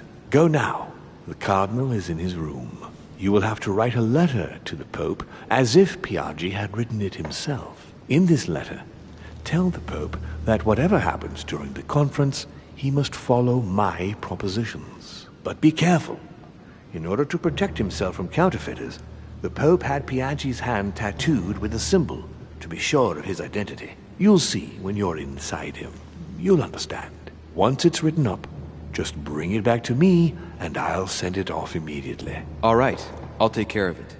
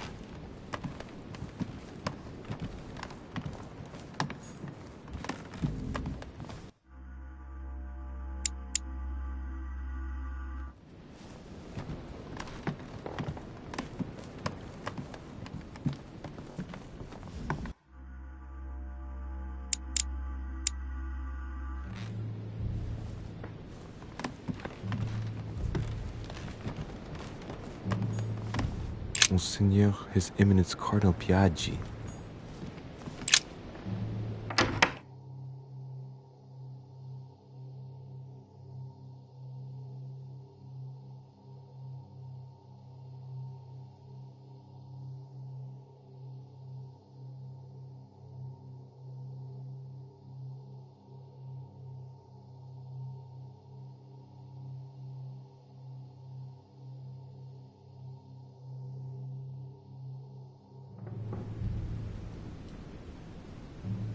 Ah, well. Louis, what brings you back to my chambers? May I sit down? Of course, Louis.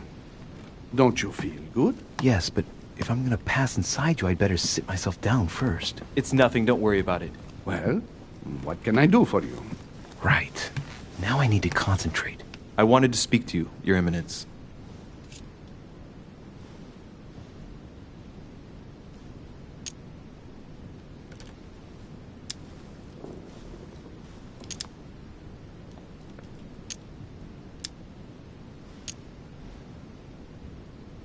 Do you believe in demons? What are you talking about, Louis? Where is he going with this? I can feel something. Demons, Your Eminence. I am a cardinal. Of course I believe in evil. What on earth is the matter with him? Is he losing his mind? All right, hang in there, Louis. Don't lose him. Rest assured, Your Eminence, I'm fine. But it's impossible. Rest assured, Your Eminence, I am fine.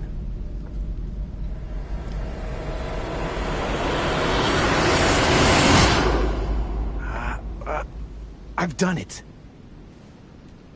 I've done it, damn it. He was right. This is just crazy. I can't believe it. Look at yourself, Louis. You better not get caught. Whoa. I still need to get used to this body. So, let's see about what Mortimer asked me. Right. Well, it's time I got started. Let's see what I can find here to help me write that letter. I have no means to validate my forgery, so I better take my time with it and not make any mistakes. There are 2 letters from the Pope on the desk. I should be able to get a clue or 2 by checking how well they correspond to each other. And here are 3 stamps. All are different.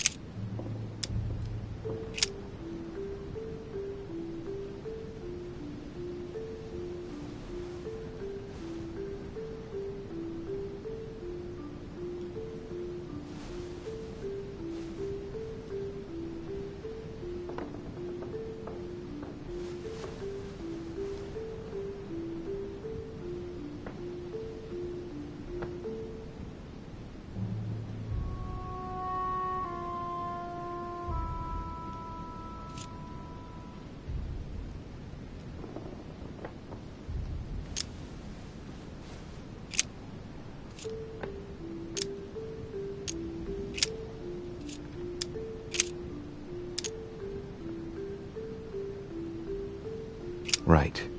Well, let's start writing. Lord Mortimer asked me to discredit Sir Gregory and to announce Piaggi's final vote in his favor. As an introduction, Your Holiness, thank you for your trust.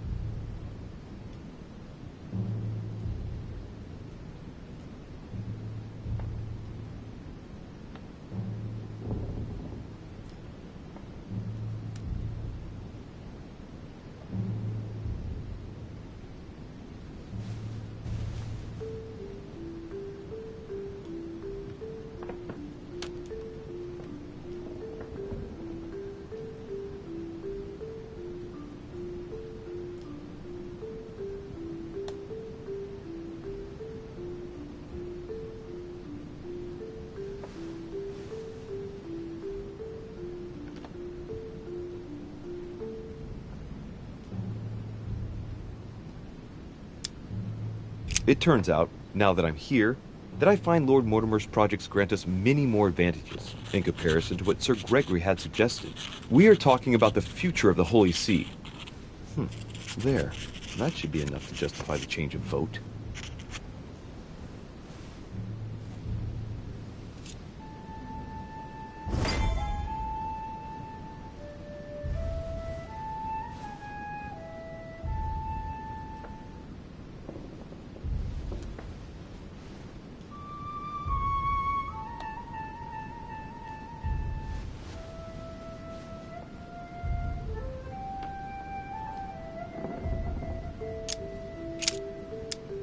In one of the letters, the Pope asked Piaggi to change and to stop using his personal stamp. He asked him to use the one with the Pope's motto on it.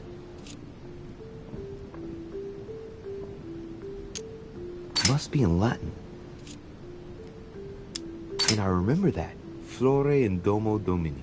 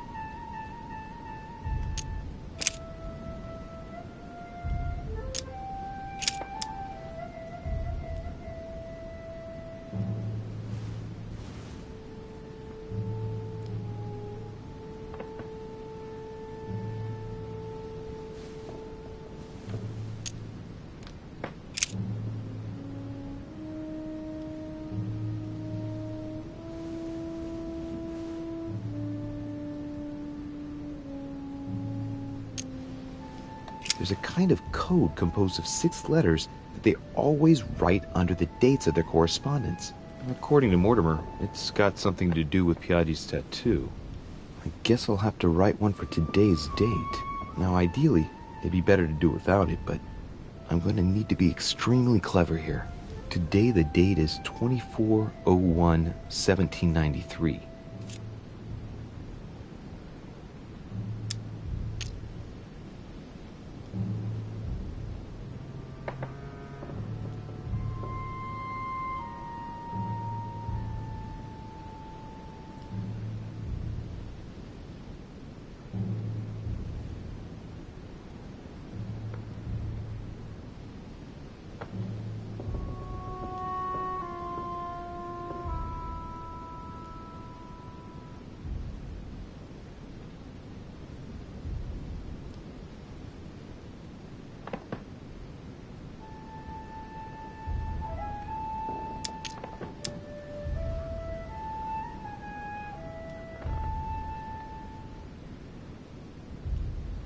In the letters from the Pope, there are 6 letters just below the date, 2 just below the month, 4 others below the year.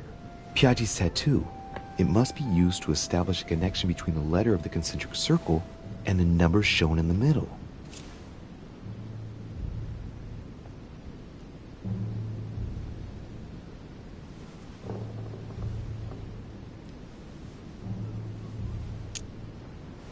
Some figures are the same in both codes, yet they correspond to different letters. The day is not translated. That must be the key to the code. Today the date is 24/01/1793.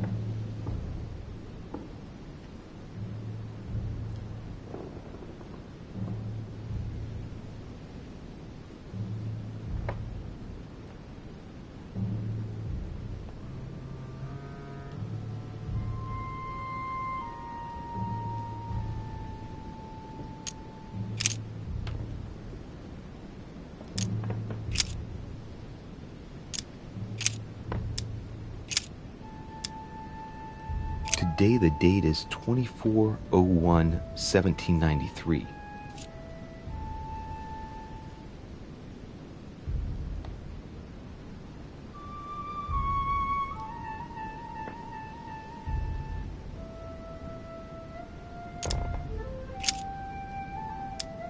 Today the date is 24/01/1793.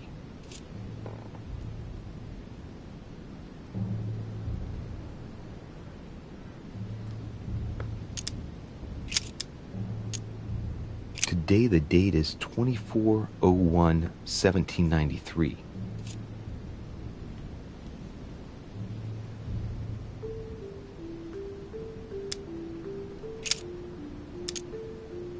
Today the date is 24/01/1793.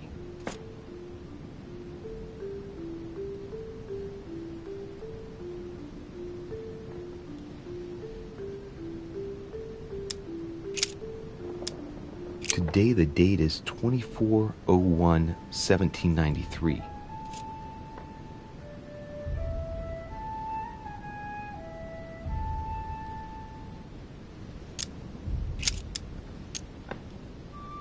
Today is the 24/01/1793.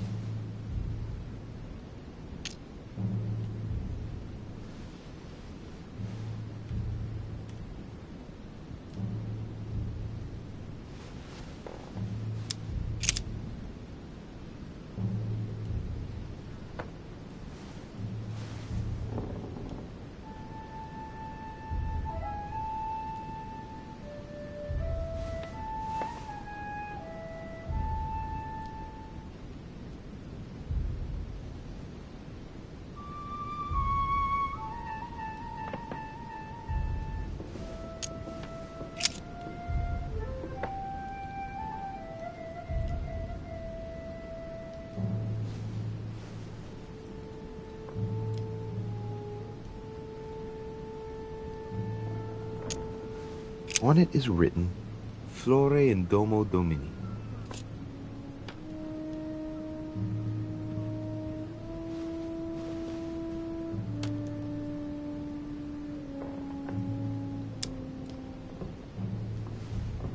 Latin, it blooms in the house of God.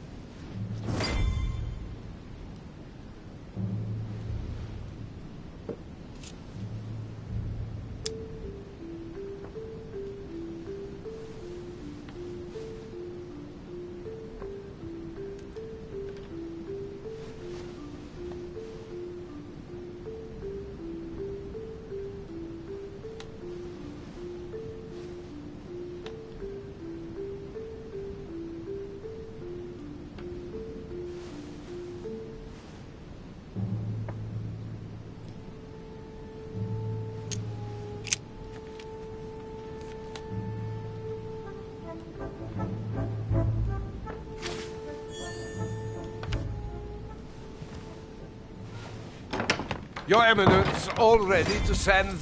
What's he doing here? Damn it. That's all I need. Don't worry, he can't hear us. What do you mean he can't hear us? What's going on here, Piaggi?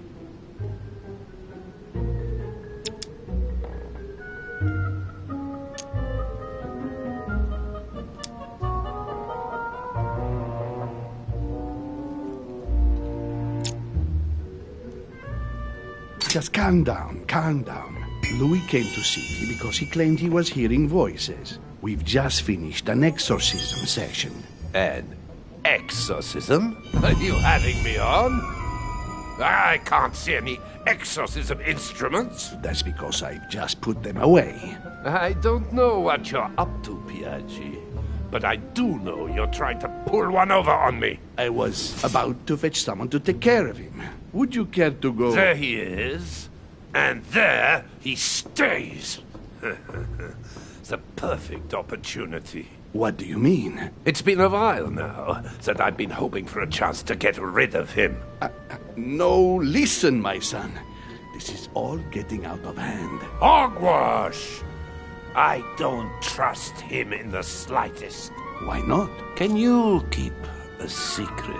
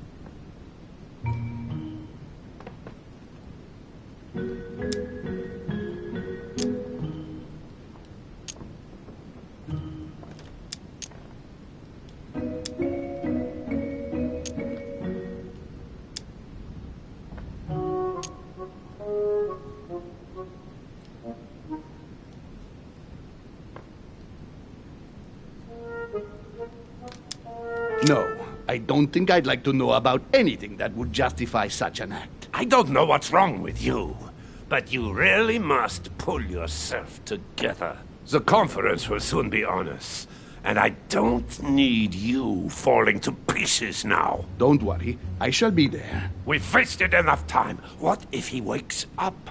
If you don't want to get your hands dirty, just turn away and leave everything to me. This is not a decision to be taken lightly. You're defending him now. What are you talking about? Of course not. He's made you change sides, hasn't he?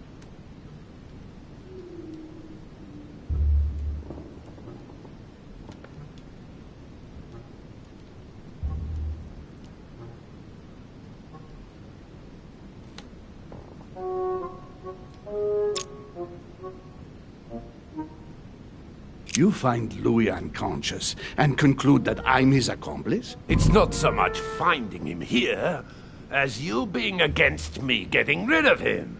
That's not what you thought the day before yesterday, after he eavesdropped on our conversation. Listen carefully, Piaggi. If you say anything, you'll be the one they find dead in your bed. Huh? Now, just turn around and let me handle this. Don't touch him! Out of my room! I don't know what the two of you are up to, but I'll find out sooner or later. Right. Time for me to get back into my body.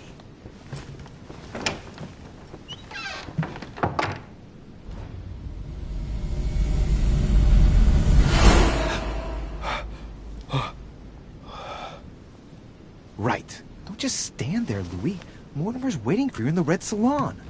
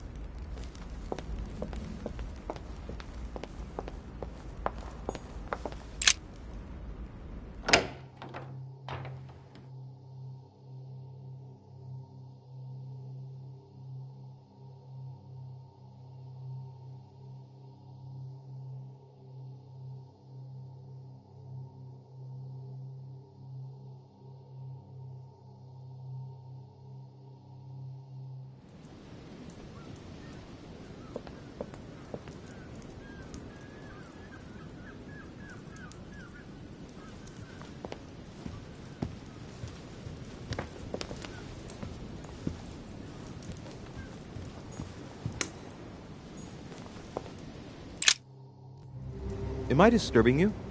Ah, de Richet, congratulations on your efforts with Washington. I see that Sir Gregory was right to trust you. Thank you. Oh, while you're here, you wouldn't know who the last guest is, would you? What do you mean? I heard Sir Gregory speaking about it. A certain Al-Asif something or other. Who? What? Obviously not. It's not important, forget it. No, hang on. It doesn't matter, I'm telling you. We'll find out soon enough. I'm in a hurry right now. I'm waiting for someone. See you later, Louis.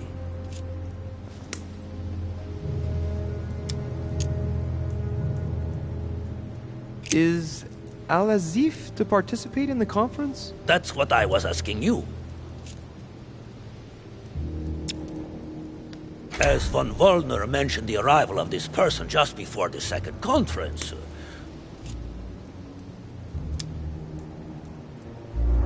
Do you know who it is? No, I thought so for a minute, but the name means nothing to me. Sorry. It doesn't matter. Something tells me we shall find out soon enough, no? Certainly. Well, I must be leaving you.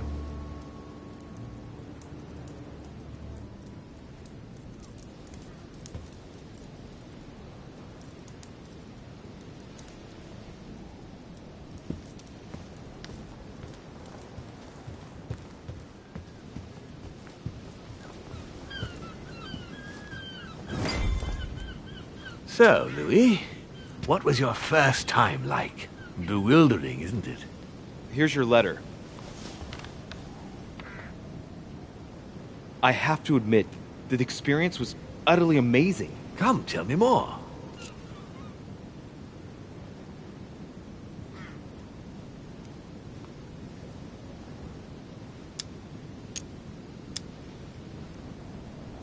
Well, honestly, my stomach was just turning in circles. That reminds me of my first time. Ooh, but you did it. Gregory, what can I do for you? I've just come to make sure dear Louis has all the information he needs. Needs for what? You are free to make your own choices, William. I would like the same for him, too. There's nothing I want more, Gregory. Your schemes will lead to your demise, brother. Don't involve Louis. He has nothing to do with all this. The end of the conference approaches, and this masquerade will soon be torn asunder. Don't drag him down with you in your disgrace. Oh, ye of little faith. On the contrary, brother, Louis has just entered the family. Give him a chance to find his place. His place? What place is that? At the end of a leash, like all the others. Don't listen to him. He's angry with our father. And with good reason. He governs us in the same way he governs humanity. Through fear and submission. Same old tune. When will you understand that it's necessary to impose order for things to move forward properly? You are under his thumb and proud of it. Open your eyes, for crying out loud. His whole system has become outdated, and he's too old to see it. He will lead us to our demise. Here he goes with another of his grand speeches. William has always been fond of staging big scenes. It's his theatrical side. Does he have an inferiority complex? I've told him time and time again, Louis. He always has to take it one step too far. How dare you? You are blind, brother. Even if the evidence bit you on the nose, you still wouldn't see it. I feel sorry for you. Tea is drunk hot or not at all, William. When will you learn?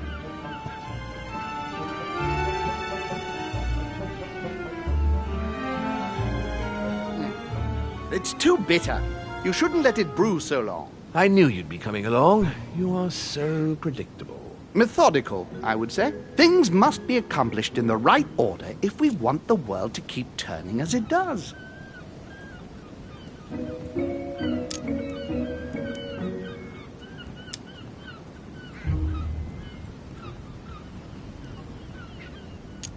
You came here to warn me, sir. No, to advise you. Advise me against my father. Why? I think you are capable of deciding for... You haven't answered my question. Why warn me against my father? What are you afraid he will do to me? Well, I wouldn't want him to lead you into I don't know what absurd adventure in which... You act as though I were in danger. I agree with Louis, Gregory. You're trying to pass me off as a villain about to devour him. That's not funny, William. I won't let him follow you. You see, Louis, Gregory came here to make you change your mind. It's time for things to change. I acknowledge Father has done many good things for humanity, but his time is over, and now he must pass on the torch. That's enough. There, Louis. That's the pathetic example your father has to offer. I really am sorry about what happened to you. You don't know our family yet. We can't have given you a very good impression, but bear in mind that we are all against William's project. On the contrary. If he insists on going through with it, we will have no other choice than to intervene by force. Consequently, my dear Louis, you're going to have to choose sides.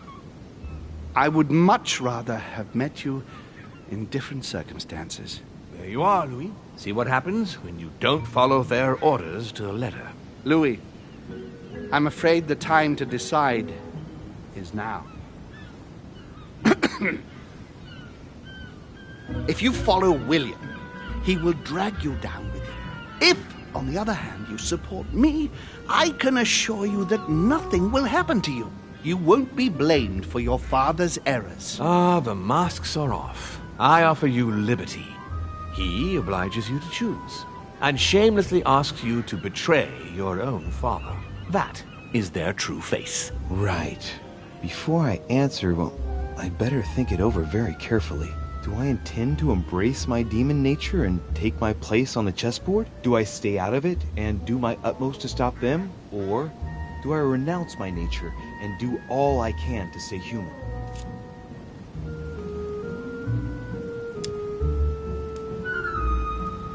I was born a man. I grew up as such. Finding out that I'm a demon makes no difference. I refuse to let them manipulate humanity the way they do. They're gonna ask me to choose between them. I'll just have to go with the lesser evil of the two. But they better not count on me to keep my word. I'll bring them all down. So? What do you choose, Louis?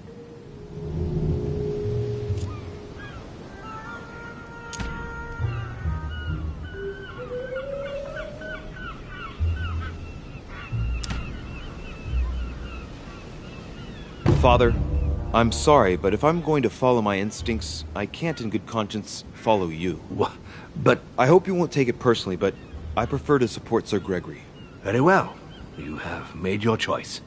It's time we finished what we started, brother. The final vote of the conference over the acquisition of Louisiana will take place in a few hours. I propose you gather your troops and prepare to close the debate. That's precisely what I was going to suggest.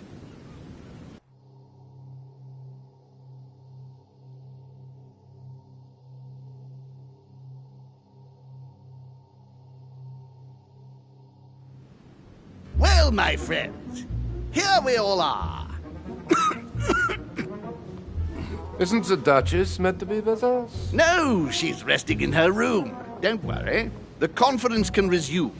Now, we all know that tensions have been running high, but now is not the moment to give in. I really don't understand why Lord Mortimer insists. Yes, indeed. It will only take one of you opposing his project to win the conference. But I would rather have us united until the end. Meanwhile, let us remain on our guard against any last-minute surprises. I know my brother well. He never prepares for war if he has no chance of winning.